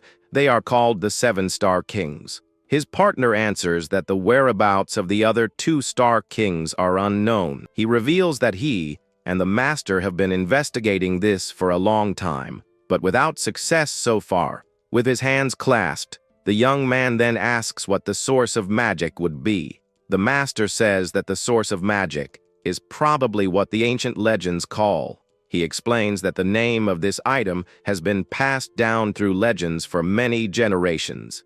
The theory is that it's the stone with the first magic born into the world, but no one knows for sure. If someone could find this stone and use the magic hidden inside it, The great question that has lasted for hundreds of years would finally be answered, and they could finally discover what ancient magic truly is. With a serious look, the master calls his apprentice's name and stares at him intently. He confirms that the beast said the Star Kings would guide him on his journey. In that case, the master says he must search for the 7 Star Kings and find them. The young man thinks that perhaps it is his destiny to obtain the primeval mana stone. He reflects that if a normal creature stone shines so brightly, he can only imagine the king's stones. With his eyes gleaming, he imagines that the king's stones must be even more incredible. Then the boy stands up and tells his master that he has already made a decision. He will become a great Grimoire smith and search for the 7 Star Kings. And with his own eyes, he will see every mana stone that exists in the world. His master says that if he intends to do that, he will need to prepare very well. He reveals a secret piece of information about the invasions of the fiends from the west. Apparently, the true targets of the fiends are the existing spirit creatures. His partner confirms, saying that one creature has already been attacked in the Guardian's territory. The mage warns him that if he goes after the Star Kings, he will face many fiends. To prepare for that, he must become the strongest Grimoire smith of all. As a good start, he tells the boy to perform maintenance on his magic book. He arrives at the location indicated by the master, but seems a bit suspicious of the place. Inside the magic tower, several artisans work in their workshops with great dedication. This is the workshop district, a bustling place full of life in the tower. Upon entering the place, the boy comments on how lively and busy everything is. Suddenly, an elf appears behind him and asks if he came for his book's maintenance. Startled, the boy complains and hands the grimoire to the elf for a look. The artisan says it won't take long and asks the young man to come in and wait a bit. The boy asks if he can tell what the problem is just by looking, and the elf confirms. He places the book on the table and says the boy found a good book and should take care of it. At that, the young man notices the artisan's pointed ears and gets a little curious. The artisan's ears are long and pointed, and he even wears a piercing in one. He explains that he's from the forest folk and that they have special techniques with magic. He then points to another workshop and shows other people working there. There are the Stone Guardians, who also work as artisans in the magic tower. The boy is amazed to see several raw mana stones on the table. He understands that they use the mana fragments to power the magical tools. With a smile, the young man moves to touch the stones, but the guardian stops him. Then he remembers something and gets an idea for his journey in search of the kings. The boy asks the elf if there is a spirit creature in the land of the forest folk. The artisan asks if he's interested, and the young man gets excited at the possibility. He says he really wants to meet the creature and asks what it's like and what its powers are. But the elf says he's just an artisan and doesn't know the details. But he knows someone who does. The young man is confused, as he doesn't understand who the artisan is talking about. The elf explains that a certain group knows more about the creature than anyone else. With a gesture, he beckons the boy closer as if he's about to share a big secret. He says he'll tell him because the mage's scent is pleasant for a human, and he likes that. Curious, the boy leans in and listens attentively to the elf's valuable information. He reveals that his people's caravan is about to arrive at the magic tower, and that every year, a skilled warrior comes along to escort the group safely. The elf says it's a secret, and the young man understands it must be a type of guardian. Far away, a caravan travels down a road, and an elf maiden rests in a wagon. With a bored expression, she complains that escort duty is very dull. A man informs her they are almost at the magic tower, and she just agrees. Lying down, she looks at the sky and thinks about the magic tower, her next destination. She remembers a night in the forest, where a man was surrounded by enemies. The man seemed determined but was injured and at a great disadvantage in the fight. Just then, a long-haired elf appears and smiles confidently under the moonlight. The elf maiden thinks that despite everything, that man couldn't win the fight against them. Suddenly, she loses her balance and falls from the wagon, wondering if she'll find anyone good. Back at the workshop, The boy receives his repaired grimoire and thanks the artisan. With a smile on his face, he holds the book up to the light, looking very happy. A bird flies across the sky and drops a few feathers that glow with a magical light. The feather falls toward the magic tower, where the young mage is working on his project. In his room, the boy is focused on polishing the mana scale he received from the phantom beast. Just then, his partner enters the room and calls his name to deliver an important message. The blonde asks if he spent the whole night polishing, and the young man says he's almost done. His senior informs him that the traveling merchants market has started, and the boy gets excited. With that, they head to the fair, which is filled with stalls and people from all over. The boy is amazed by the number of different and exotic items for sale. He approaches a stall and comments that everything there is new and incredible to him. A vendor shows him a magical item that lights a flame, and the young man is enchanted. Upon hearing the words forest folk, he remembers his objective at the fair. The boy almost forgot his goal and starts looking for the guardian in the crowd. He sees some elves patrolling the area, but none of them look like the guardian. The young man remembers the tip the artisan gave him about a skilled guardian in the caravan. But as he looks at the crowd, he can't see anyone who looks like a warrior. Then he stops at a stall selling animals and sees a huge bird in a cage. Inside the cage, the bird looks sad and a little scared by all the commotion.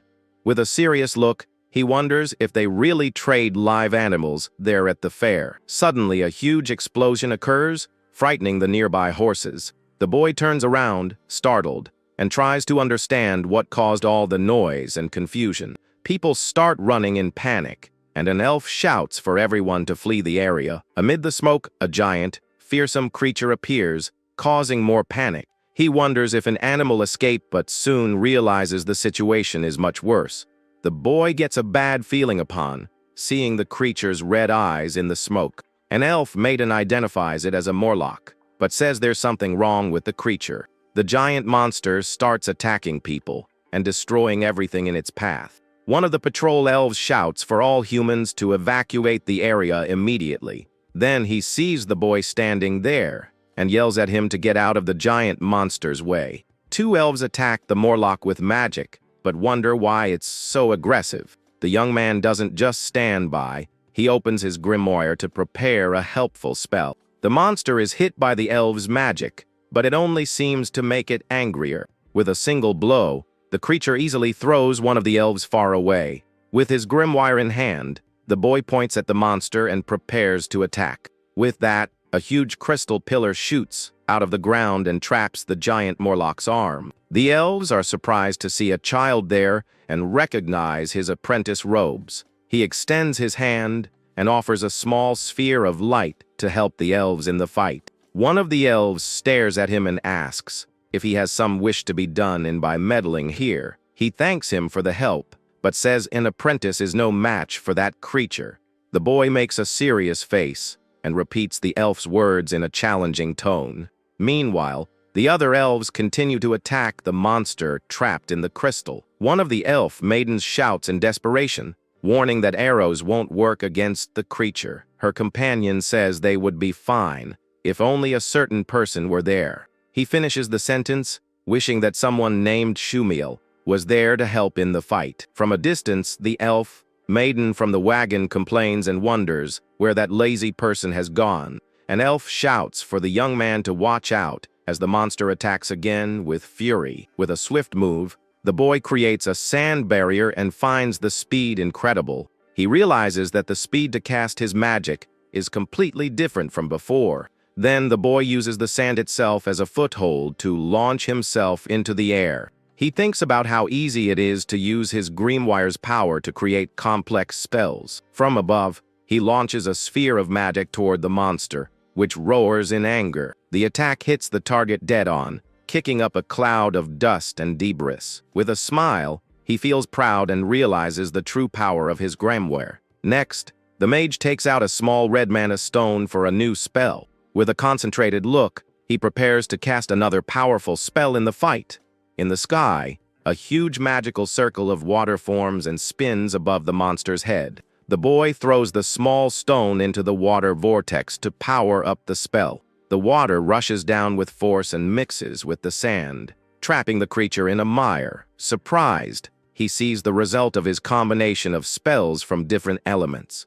The elf maiden is shocked to see him manipulating sand and yells for the apprentice to run. The monster gets stuck in the quicksand the boy created and can't break free. The mud then begins to harden, turning into a solid stone statue. The elf who told him to leave shouts the apprentice's name, completely shocked by the scene. The two elves look at the monster statue, unable to believe what they just saw.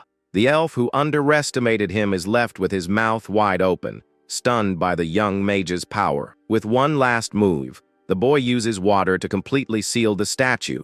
The other patrol elves comment on the apprentice, impressed with him. They can't believe a simple human managed to do all that on his own. From a rooftop, the elf maiden from the wagon watches the whole scene with interest. With a smirk, she seems to be enjoying the young mage's skill. The square is a mess, but the monster is finally still, and the fight seems to be over.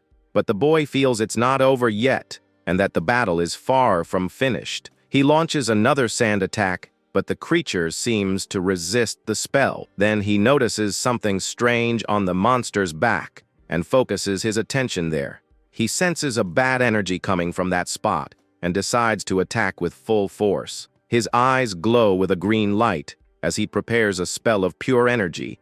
A powerful beam of green light hits the giant monster's back squarely. The creature bursts, and a black liquid flies everywhere, splashing the boy. Suddenly, the elf maiden from the wagon appears and compliments him, saying that wasn't half bad. With a wave, she greets him, and the boy is startled by her sudden appearance. He realizes that this elf is on a completely different level from the others there. With a smile, the elf maiden asks if she scared him, and he stares at her, impressed by her strength. Just then, the other elves arrive and call her by the name Shumiel with a tone of relief. The boy finally understands that this is the guardian he was searching for at the fair. One of them asks where she was, and the young apprentice just observes the group's interaction. The red-haired boy shouts the guardian's name, seeming very irritated with her. He grabs her by the collar and angrily asks where she's been all this time. Angrily, he says that if she had acted sooner, no one would have gotten hurt in the confusion. She ignores the scolding and says she did her job, but he questions her position. Shumiel looks at the elf's arm and seems to notice something that leaves him speechless. Then she asks if they understand their own position, and he is left speechless. The guardian humiliates them, saying they used a human child as a shield in the fight. After the scolding, she turns to the young man and praises him again for his strength. With an amused look, she seems to find the whole situation super interesting and exciting. Suddenly, the body of the destroyed monster begins to move again on the ground. The other elves are shocked to see that the creature is still alive and reforming. With a watchful eye, the boy observes the monster rising again with a dark energy. The creature begins to regenerate and prepares to attack again with more force. In the blink of an eye, Shumiel grabs the boy and takes him to a safe spot on the roof. She asks if he's okay and says that was a close call. In an awkward hug, she holds him and apologizes for the sudden grab. The monster stands up completely and roars at them, showing that the fight isn't over. The guardian says that normally, the creature shouldn't be able to move after that attack. Then, they both notice a glowing red core in the regenerated creature's chest. Shumiel offers to provide cover and asks if the young mage can finish it. He says he doesn't mind helping, but has one condition for the guardian. In exchange for his help, he wants her to listen to a request of his when it's all over. With a challenging smile, he calls her Mez Guardian and waits for a response. She is impressed by the boy's boldness and looks at him with interest. The elf says she'll think about it if he can finish the fight properly. Excited, he thinks that now he can ask about the phantom beasts he's looking for. He places the mana stone he polished on top of his Grimoire in a magic circle. Suddenly, a jet of water hits Shumiel dead on, leaving her completely confused. The elf maiden notices the enormous amount of water magic the boy is summoning with a smile. She wants to see how far he can go with the power of his Grimoire. The boy says he'll do as he pleases and tells her to provide the support she promised. The other elves watch from a distance, shocked by the scale of his magic. The enormous mass of water engulfs the monster, trapping it in a powerful vortex. The water crashes against the creature, dragging it with impressive force. The young man says he will attack with one more blow to end the fight once and for all. With one last effort, he launches another powerful wave of water toward the monster. The creature is hit head-on by the powerful wave of water that drags it across the square. With a smile, the guardian is impressed and says he's not holding back at all. From the rooftop, they watch the fallen monster with a huge hole in its chest. Then the boy asks if she can see the black spot that's pulsing in the monster. He points and tells her to shoot right there, at that red core, which is the weak spot. The elf recognizes the core and, with a confident look, readies her bow and arrow to shoot. With a green glow, she fires a magic arrow that flies at high speed toward the target. The arrow hits the core dead on, causing a huge explosion of green light. With the core destroyed, the creature falls to the ground, and the dust settles, revealing the scene. One of the elves asks if they finally managed to defeat the monster for good, but the monster's body begins to writhe and form strange, red bubbles. The two watch the scene from above, not understanding how the creature is still moving. The creature transforms into a disgusting mass of flesh and bubbles and gets up. The monster dissolves into a dark, disgusting liquid that spreads across the ground. One of the elves shouts in desperation and tells everyone to evacuate the area as quickly as possible. Shumil and the other elves brace for the worst as the creature reforms. With his eyes glowing, the young mage prepares to cast another powerful spell. Without hesitation, the young man summons a huge sphere of water that spins in the air with great power. The sphere of water swallows the creature, trapping it in a vortex of pure magic. The elves watch the scene and wonder if the fight is finally over for real. Everyone is relieved, and one of them comments that they've finally been saved from danger. At that, people start to return to help clean up the mess the fight caused. As he gets closer, he finds the small red core that was controlling the creature. With a shocked look, he remembers it's the same type of core used on the servants. Suddenly, the guardian hugs him from behind and excitedly calls him "little guy." She praises him, saying he's very strong, and hugs him tightly with admiration. He says yes and calls in the favor, asking her to tell him about the beast king of her land. With a smile, she asks how he found out about that and seems surprised by the request. The young man starts asking several questions about the creature's appearance and power. With an excited face, he seems very eager to know all the details about the beast. The guardian is a bit confused by the boy's sudden interest in the subject. She looks at him and seems to think for a moment before answering his questions. Then Shumil leans close to his face and begins to sniff the air around him. He finds it strange and asks if the forest folk have a habit of sniffing people. The elf maiden reveals that he has the same scent as a phantom beast and becomes suspicious. She asks if the creature said anything to him, and the young man just nods in confirmation. The guardian reveals that the beast reads the wind of the past, the present, and also the future. With a smile, she sits down next to him and prepares to tell him a little secret. The boy is shocked to learn that the creature can even see people's futures. She says that if she talks too much, the creature might get mad at her for revealing so much. She reveals that the king knows everything in this world, and that's all she can say. If he wants to see for himself, he'll have to participate in the festival of the forest folk. With a smile, he notes that the next festival will be in just 2 years. With a mischievous grin, the boy thinks the timing is perfect for his plans. He says he doesn't need to wait 2 years to get what he wants now.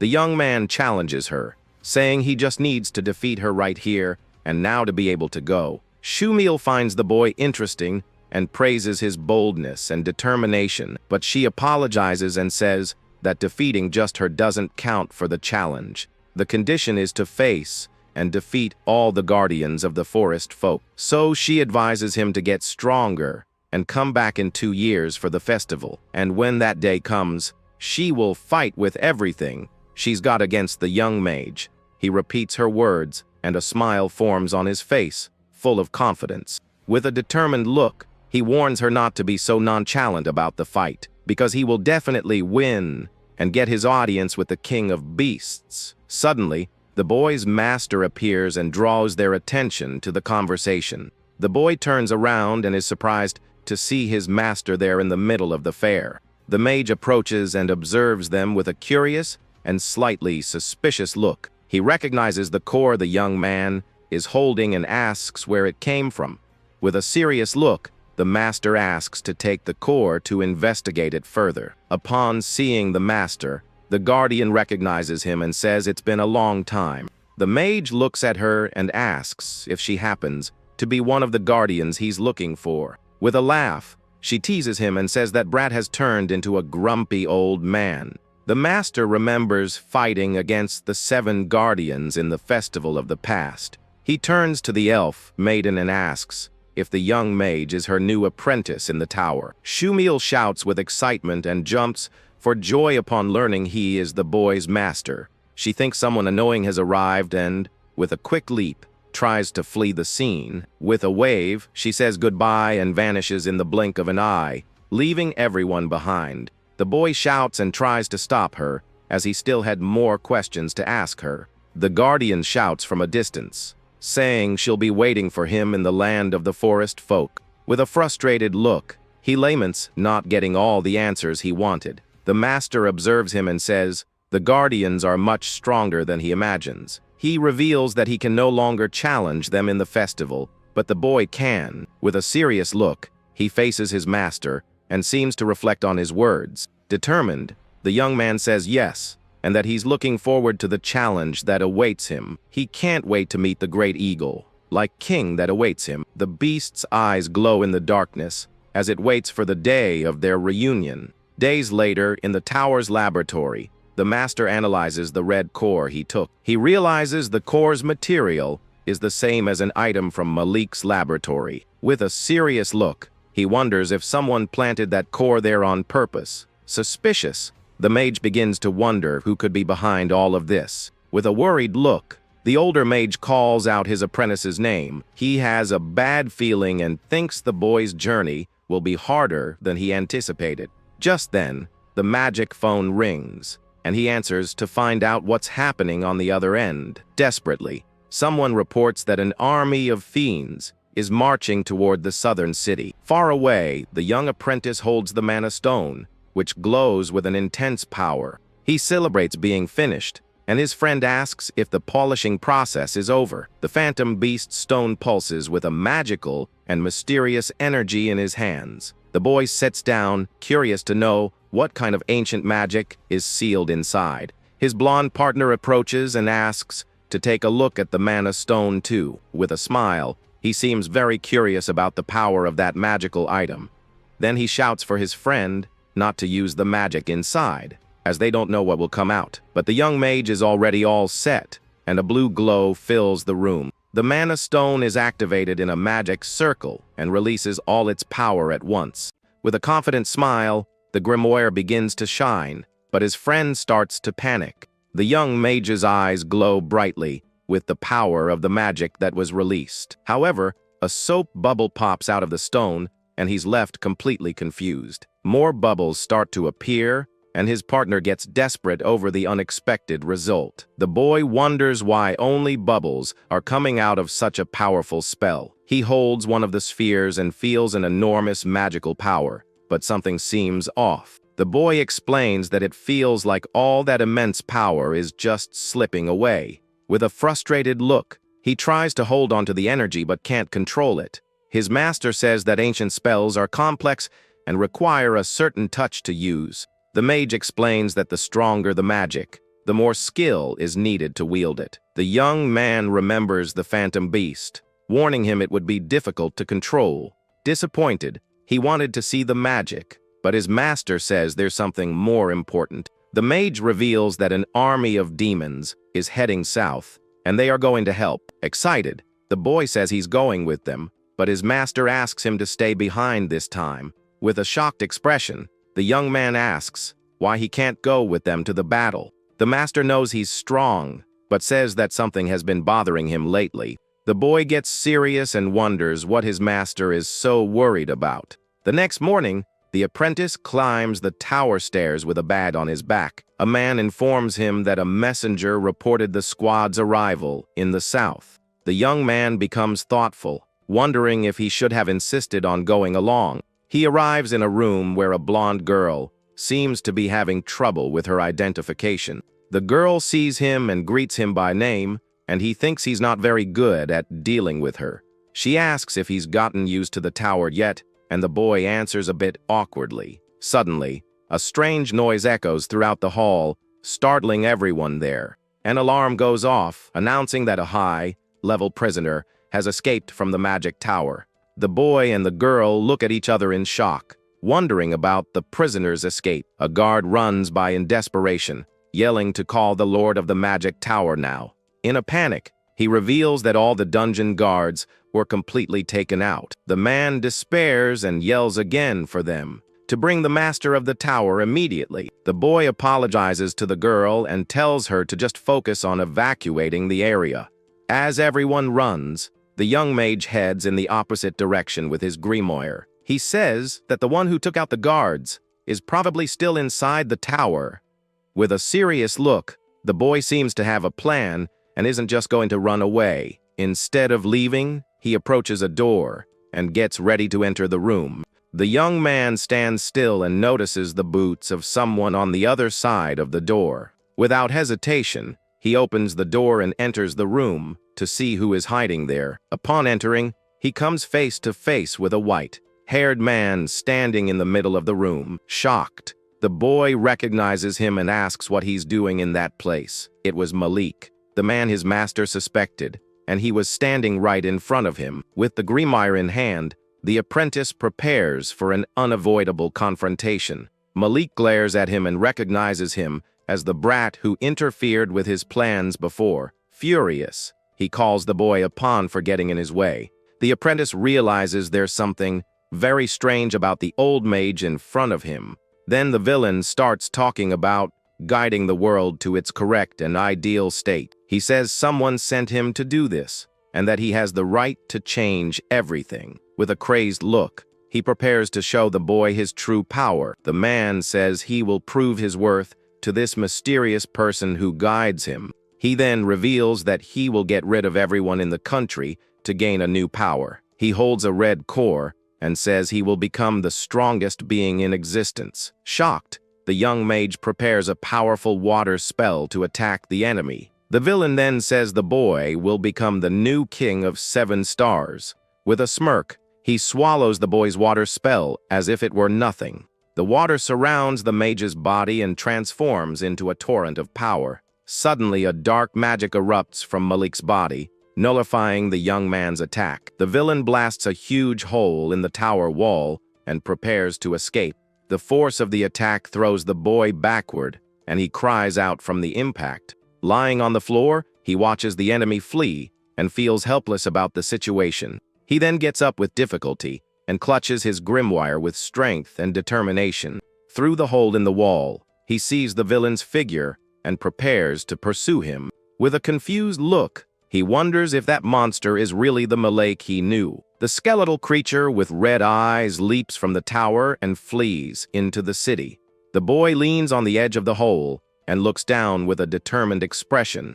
Without a second thought, he says there's no way he's letting the villain get away. He jumps from the tower after the monster, and an emergency message echoes all around. The warning tells all Grimoire wielders to subjugate the demons in the capital. With his feet glowing green, he wonders what on earth is going on here. He runs through the garden, trying to understand the chaotic situation that has taken over the city. In the streets, he sees a green demon about to attack one of his colleagues from the tower. With a swift strike, the young mage saves his friend and defeats the nasty creature. His colleague thanks him for the help, and the boy looks at the scene with anger and frustration. With a furious look, he realizes the situation is out of control. More demons appear and attack the civilians, who run desperately through the streets. He places a mana stone into his grimoire to release even greater power. With a serious look, he wonders where all those creatures came from. The young man prepares to fight and protect the people from this surprise attack. With a smile, he feels the power coursing through his body and feels stronger. He finally finds Malik in the middle of the square and faces him with determination. The villain says that now he could easily defeat even a phantom beast. Amid the chaos, he orders his demons to not let a single person get away. A winged monster descends from the sky, targeting a man protecting a child. The boy creates a huge circle of fire that burns all the demons around him. With his face covered in flames, he protects the civilians who were in great danger. He then warns the enemy not to be mistaken about who he's about to face. With a serious look, the villain glares at the young apprentice in the middle of all the confusion. The boy declares that the monster's real opponent is him and no one else. The two stare each other down from a distance, preparing for a battle that will decide everything. Just then, the blue mana stone in his grimoire begins to glow with an intense light. Then, a green spell hits the demons that were flying through the city sky, but two ogres leap toward him, and he braces for a new magic attack. With a quick move, he summons chains of fire that bind the monsters. From afar, the villain mocks the boy, saying he doesn't stand a chance at this level. The boy replies that the one who should be begging is the one who has already lost once. Furious, the monster calls him a brat and sends more demons his way. With a direct hit, the young man strikes one of the ogres, sending it flying. Other mages arrive and recognize him, wondering if the villain is the leader of the attack. They then rush to help him and ask with concern if the boy is all right. From above, the enemy prepares a new spell with spikes to attack everyone. One of the mages shouts for everyone to get ready because the fugitive's attack is coming. He then pushes him away, saying an apprentice will only get in the way of the fight against the villain. With his grimoire in hand, the man prepares to fight the monster alone. The villain holds the red core, and the boy notices something important about it. Without wasting time, the young man places his own mana stone into the grimoire. The enemy's magic activates, and he says that small fry are no match for him. At that moment, the other mages invoke their spells and prepare for combat. The spells collide in a huge explosion of different colors and powers, but the young apprentice's magic seems stronger and stands out in the explosion. With a focused gaze, he controls his spell with mastery and total precision. The monster is hit head on by the combination of spells and can't defend itself. Then, a black liquid hits him square in the face, leaving him stunned. From the attack, the other mages are injured, but the monster is still standing. With a face full of rage, the villain glares at the young mage with his red eyes. The boy wonders how he's going to defeat an enemy that regenerates from every attack. He then realizes the secret lies in the red core the villain is using. With a keen eye, he focuses his attention on a specific point on the battlefield. The villain sees crystals on his shoulder and wonders where that ice came from. He realizes he was wrong from the start and looks at the gem on the ground. The vines grab the blue gem, and he realizes he didn't need it to fight. With a look of contempt, he says he was obsessed with something useless the whole time. With a single punch, he shatters the space around him as if it were thin, fragile glass. With an expression of pure shock, the boy cries out at the enemy's power. With the jewel in his hand, the villain boasts that it was too easy to take that power. With that, enormous thorny vines grow and completely surround the monster. He raises his hand and shows off his new power, which glows with a red energy. The villain then creates a whip of thorns and lightning, threatening to destroy everything there. With a wicked smile, he says he's going to burn them all until nothing is left. And after finishing off the mages, his next targets are the kingdom's phantom beasts. With this, he intends to wipe out all the beasts on the continent and become the king. The other mages watch the scene in terror, thinking it's the end of the human kingdoms, but the boy holds his mana stone and says with confidence that it's not over yet. With a determined look, he faces the enemy and calls him worthless trash. The young mage warns that he's going to send him where he belongs with his own two hands. The villain scoffs at him, saying that someone like him could never defeat him. The apprentice then touches the blue mana stone, that is on top of his Grimoire.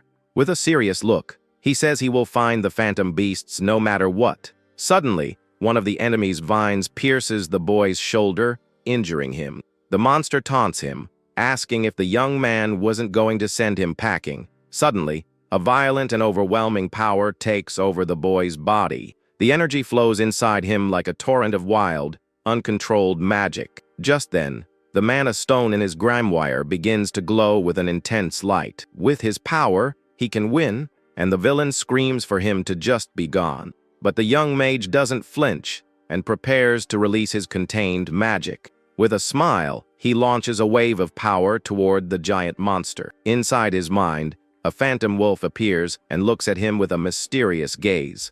The boy asks the creature if it's finally going to help him in the battle. The Grimoire starts to shine brighter, absorbing all the energy around it. The boy floats in a cosmic space, surrounded by ancient runes and spells. He reaches out his hand and concentrates to control the power of the blue mana stone. The gem shines brightly, and he vows that he will master that power. No matter how difficult it may be, he is determined to control the magic. The magic circle in his Grimoire activates, releasing a blinding light in the area. With a confident smile, he feels ready to use his new power. A huge column of blue light shoots up into the sky, surprising everyone in the square. The villain shields his eyes and asks in fear what kind of light that is.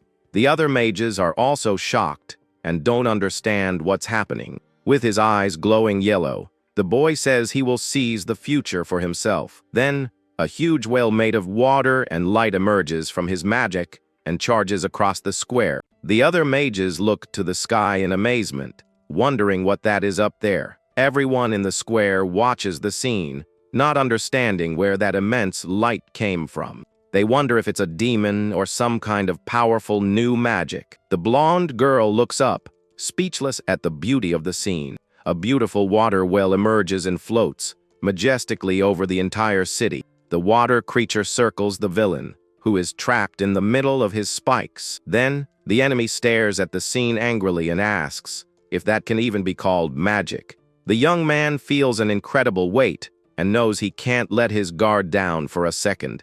He feels like he'll be overwhelmed if he can't control all that energy, but with a smile, he says it's okay and that he can handle the power. The boy feels the phantom beast's strength, accepting him as its master in that moment.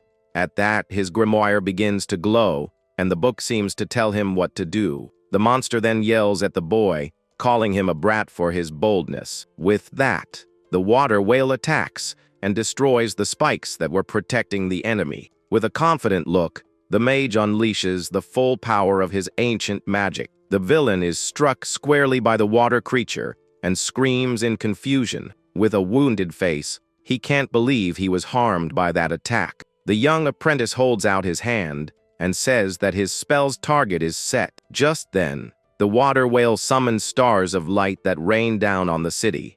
The stars hit the smaller demons that were attacking people. The projectiles of light continue to fall, eliminating all the evil creatures. Even the monsters attacking civilians are purified by the boy's magic. A magic circle glows on the whale's body as the young man controls it. He faces the enemy and says he'll show him the power he threw away. The villain is in shock, seeing the strength of the power he himself despised. Next, a huge blue magic circle forms, covering the entire square. The spell traps all the remaining demons that were still around. The power of the ancient magic spreads, showing its true strength to everyone. The enemy shouts in fury, saying the boy is nothing but an insignificant slave. With his hands together, the apprentice prepares to recite the final enchantment. He then casts the garden of ice flowers while holding a magic crystal in his hand. With that, enormous ice spikes sprout from the ground, completely trapping the villain. The water whale transforms and is now covered in shimmering ice crystals. The other demons in the square have also been frozen by the boy's attack. The enemy tries to use his spikes to break the ice and escape the trap, but with a furious look, he realizes the ice is too strong to be broken. The young apprentice faces his opponent and warns him that it's useless to try to escape. With a serious look, he declares that this is the end for the monster before him. The villain screams and cries out at the boy as his form is broken apart by the ice. After the victory, the water whale floats over the enemy's frozen remains. The young man looks up and smiles at the magical creature that helped him in the fight. He thanks it, and the whale dissolves into particles of light that scatter through the air. The particles of light fall over the city, and the people watch the scene in wonder. All the mages and civilians are impressed by the beauty of that powerful magic. A beautiful rainbow forms in the sky, and the city is bathed in a light of hope. From afar, the kingdom's king watches the scene with an expression of relief and gratitude. The other children from the tower look up at the sky with smiles and eyes full of admiration. The young apprentice looks at his hand and wonders about the power he just used. He then understands that this is the ancient and powerful magic of the phantom beasts. From a distance, a mysterious figure watches the city and says that Malik has failed his mission. He holds a red artifact and reveals that he has collected data on the demonization. The cloaked man reveals that his pawns have already been sent to every territory. He plans to assign a piece for the boy, who uses the power of the phantom beast. With a wicked look, he says that everything is happening according to his master's will. The man claims that the demons will restore the world to its ideal form. Red eyes glow in the darkness as he heads toward the 8th star pillar. In the city, the young man's friends help him up, as he is badly injured. The story of the apprentice who saved the capital from a demonic attack begins there. With that, the hero's fame spreads throughout the kingdom in the blink of an eye. He holds an ice flower he received and reflects on everything that happened. Sometime later, a man runs desperately down the street, calling for Alan. He enters the magic tower and continues to look for the young hero in every corner. Suddenly, a book falls from a shelf, catching the attention of the blonde-haired boy. He then enters the library and finds a mess of books all over the floor. He finds the young man sleeping peacefully on top of a pile of books.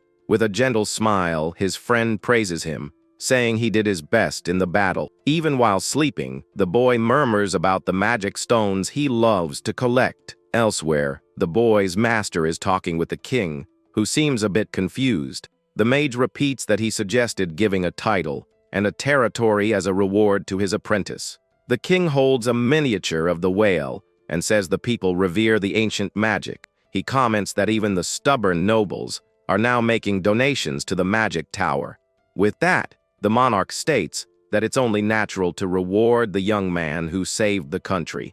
But the master refuses the offer, saying his apprentice is too young for that. The king then seems to understand and says there's nothing to be done if that is his wish. However, the monarch looks at him with a serious and slightly intimidating gaze. He then orders that the young man be raised to become the nation's shield in the future. The mage turns and walks away, thinking about what a foolish and shallow man that king is. He remembers that the boy longs for freedom and wouldn't accept being tied down there. The old mage looks out the window toward the castle and reflects on the apprentice's destiny. Back at the tower, the master wonders if he's right, and the boy eagerly agrees. The young hero finds himself in a room full of gifts he received from the nobles. He is amazed to see so many expensive jewels and valuable gifts scattered about. His friends comment that the nobles just want a connection with the hero of the capital. The young apprentice, however, doesn't seem to understand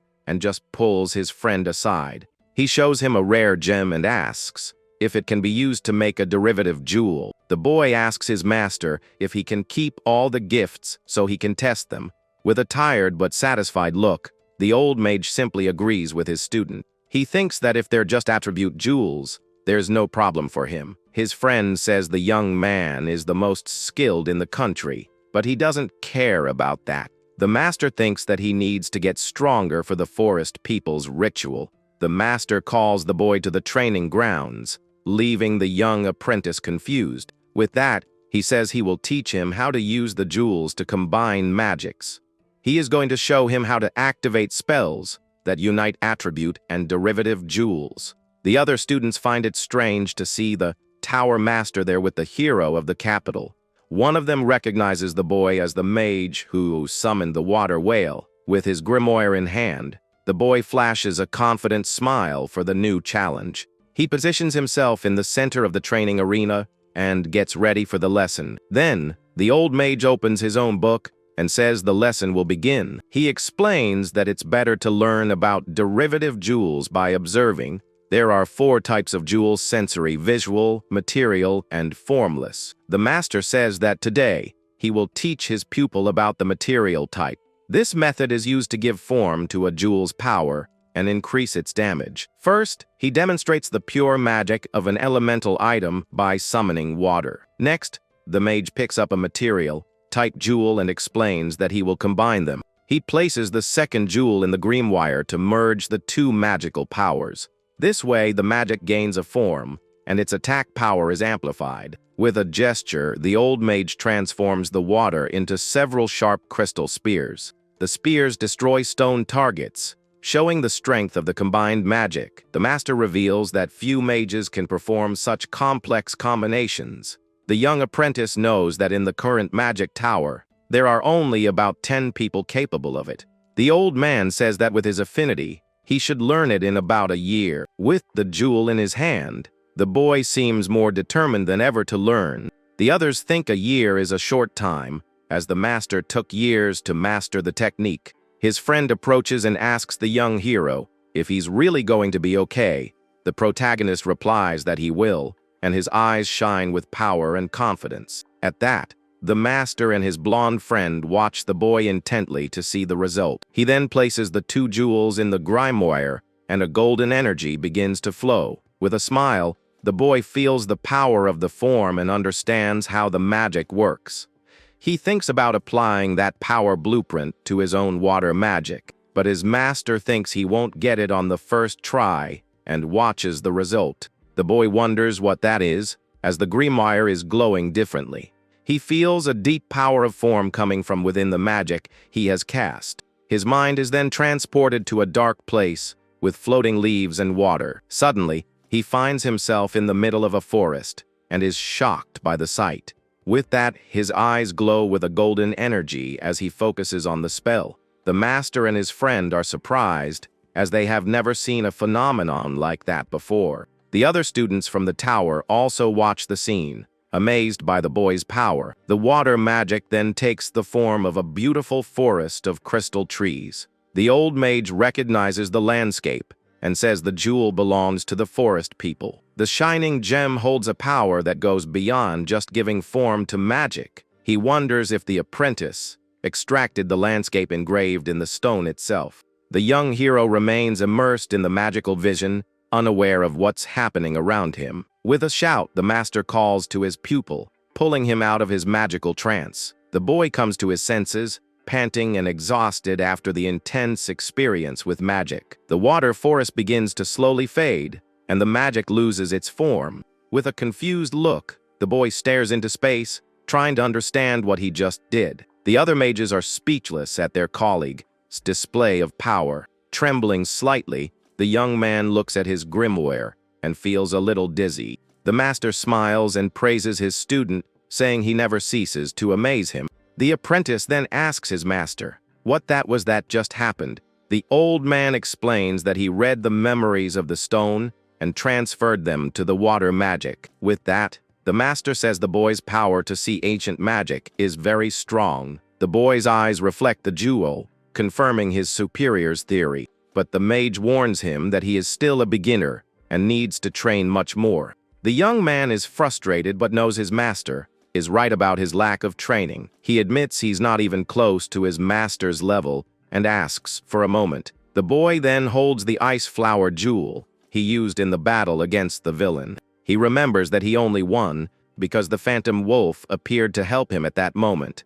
After the incident, he went to the library to research that mysterious wolf. He discovered that phantoms are creatures of mana that appear on rare occasions. But he wonders if the wolf was a phantom, as it seemed to have a will of its own. He says he will see the wolf again, and the master reminds him the ritual is in 2 years. Then, the master warns that he needs to train hard for the challenge that awaits him. The young man responds with confidence that 2 years is more than enough time. Looking up at the sky, He promises he will become much stronger for the fight, and that he will defeat the forest people to find the King of the Seven Stars. His blonde friend watches the scene with a smile of admiration and pride for him. His master also watches him with a proud and satisfied look for his student. With that, he points, determined to find the great king he is searching for.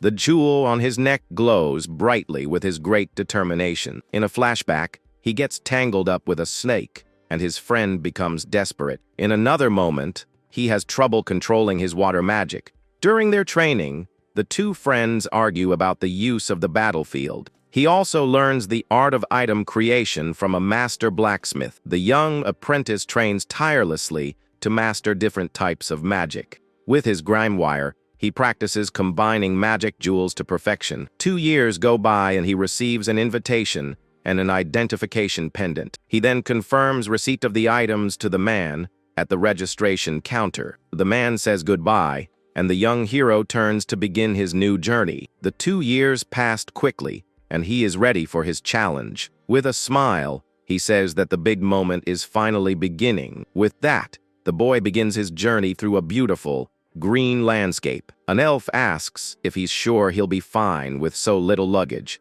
From a distance, his blonde friend waves and wishes him to be careful on his trip. He remembers his friend's 2 years of hard work and intense study, but he knows that the young hero's true journey begins right now. The boy agrees with a smile and faces the future alongside his friend. The two then set off together for the new and challenging phase of their lives. Someone from afar asks for a certain Kyra to be very careful on his journey. As a representative of the tower, he lives up to the title of heir to the duchy. The red-haired boy says that his lineage has nothing to do with it. Just then, the protagonist sees him and wonders if he is the other representative from the tower. The heir of the duchy looks at them with a gaze full of confidence and a hint of disdain. With a smile, he approaches and greets the young hero by his name. The redhead then asks if the boy is ready for the upcoming departure.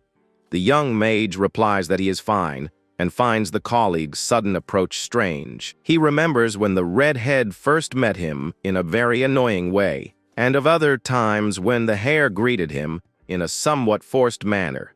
Other mages worry about the journey and warn about demon attacks. Suddenly, the red-haired boy grabs him by the arm and gets his attention. He tells the young hero to wait and invites him to go along with his group. The protagonist stares at his colleague's outstretched hand, not quite understanding the invitation. The redhead reveals that he has an escort of knights and extends the invitation to the boy again. But the young mage refuses the offer, and one of the redhead's followers gets annoyed. The others comment that the hero is being ungrateful and stepping on Kyra's goodwill. One of the knights then yells at them to know their place and be quiet, but the redhead defends them and tells the knights to shut up and stay out of it. With a furious look, he glares at his own followers and asserts his authority. Just then, the young apprentice turns and sees his master and the receptionist approaching. The blonde girl and the old mage greet each other with friendly smiles in the courtyard. She hands a map and a guide to the magic tower's facilities to the boy. The young man says thank you, and his blonde friend is surprised by his polite attitude. Everyone comments that he has grown up and finally learned to express his gratitude. The master says he is an exceptional boy, but still has a lot to learn. With that, the receptionist gets worried and asks if he's really going to be okay alone. She warns that demon attacks are increasing and suggests a royal escort. But the young hero replies that he'll be fine and starts to walk away from everyone. He says he prefers to travel without extra weight and at his own relaxed pace. With a confident smile, he turns and faces his friends one last time. His determined look shows that he is more than ready for the journey. The receptionist and his friends watch the boy as he prepares to leave. The master then says he will eagerly await news of his triumphs. With a confident smile, the young hero agrees and says goodbye to his old mentor. He then turns and sets off toward his destination with great determination. His main goal is to reach the plains of the 7 stars in the lands of the elves. From a distance, the red-haired boy watches him and wonders what awaits him. With that, his magic earring glows, and he begins to communicate with someone far away. He informs his father that the young mage has left the tower and is traveling alone. The redhead says he will keep watch and will follow him to the elven lands. His father then tells him to give instructions and coordinate everything with their local allies. The heir of the duchy agrees with the order and prepares for his own mission. He then wishes for the guidance of the 8th star pillar to always be with him. Ever since the fugitive Malik attacked the capital, things have changed a lot in the kingdom. Demon incursions have grown and become more fierce across the continent. Because of this, border defenses have been strengthened and tension has greatly increased. And while the nations deal with this, new problems are emerging everywhere. The young apprentice and his elf friend then rent a winged animal for the trip. The creature flies at high speed through the city streets, carrying the two friends. The protagonist has fun with the speed while his friend smiles excitedly. The two share a good laugh and enjoy the trip together with great joy. Finally, they arrive at a large gate that seems to be the checkpoint. The place is crowded with people and goods, and security seems to be very tight. He shows his documents and notices that security there is very strict. An elf guard recognizes him as a human and checks his name on the festival list. After confirming the boy's identity, the guard authorizes him to pass through the gate. The young apprentice then walks alone through the registration area for the big event. He passes through the gate and finally steps onto the sacred lands of the forest people. With a look of wonder, he admires the lush and stunning forest before him. The atmosphere is different, and he can even smell the flowers in the air. He remembers that the festival is in the territory of the White Tribe and follows the map. Suddenly, a green light flashes, and the young mage senses a presence in the forest. With that, he grabs his Grimoire and prepares for a possible surprise attack. Then, an energy arrow flies toward him, but he defends himself with water. The boy recognizes the attack and notices an arrow wrapped in wind magic. The elf archer then fires another arrow with precise and deadly aim. At that, he creates water shields and complains about the attack having no intent to harm. Without wasting time, the boy places a jewel in his book to counterattack. He then fires several water arrows to pierce the hidden opponent. Annoyed, the young mage shouts for the mysterious attacker to stop it. The water magic hits the elf, who falls upside down, surprised by the power. The elf praises his reflexes, and the boy gets irritated with the warm welcome. With a smile, the blonde elf welcomes him to the festival and approaches the boy. He hugs him, and the young mage looks tired of the elf's attitude. The two then walk together through the forest toward the festival grounds. The elf leads him to the meeting point for the participants of the grand event. He points to a large tree at the top of a staircase and guides him there. Just then, the blonde elf reveals that this is the altar where their king is enshrined. The protagonist looks up, amazed by the beauty of the large golden tree. The immense tree glows with power, and several elves are gathered around it.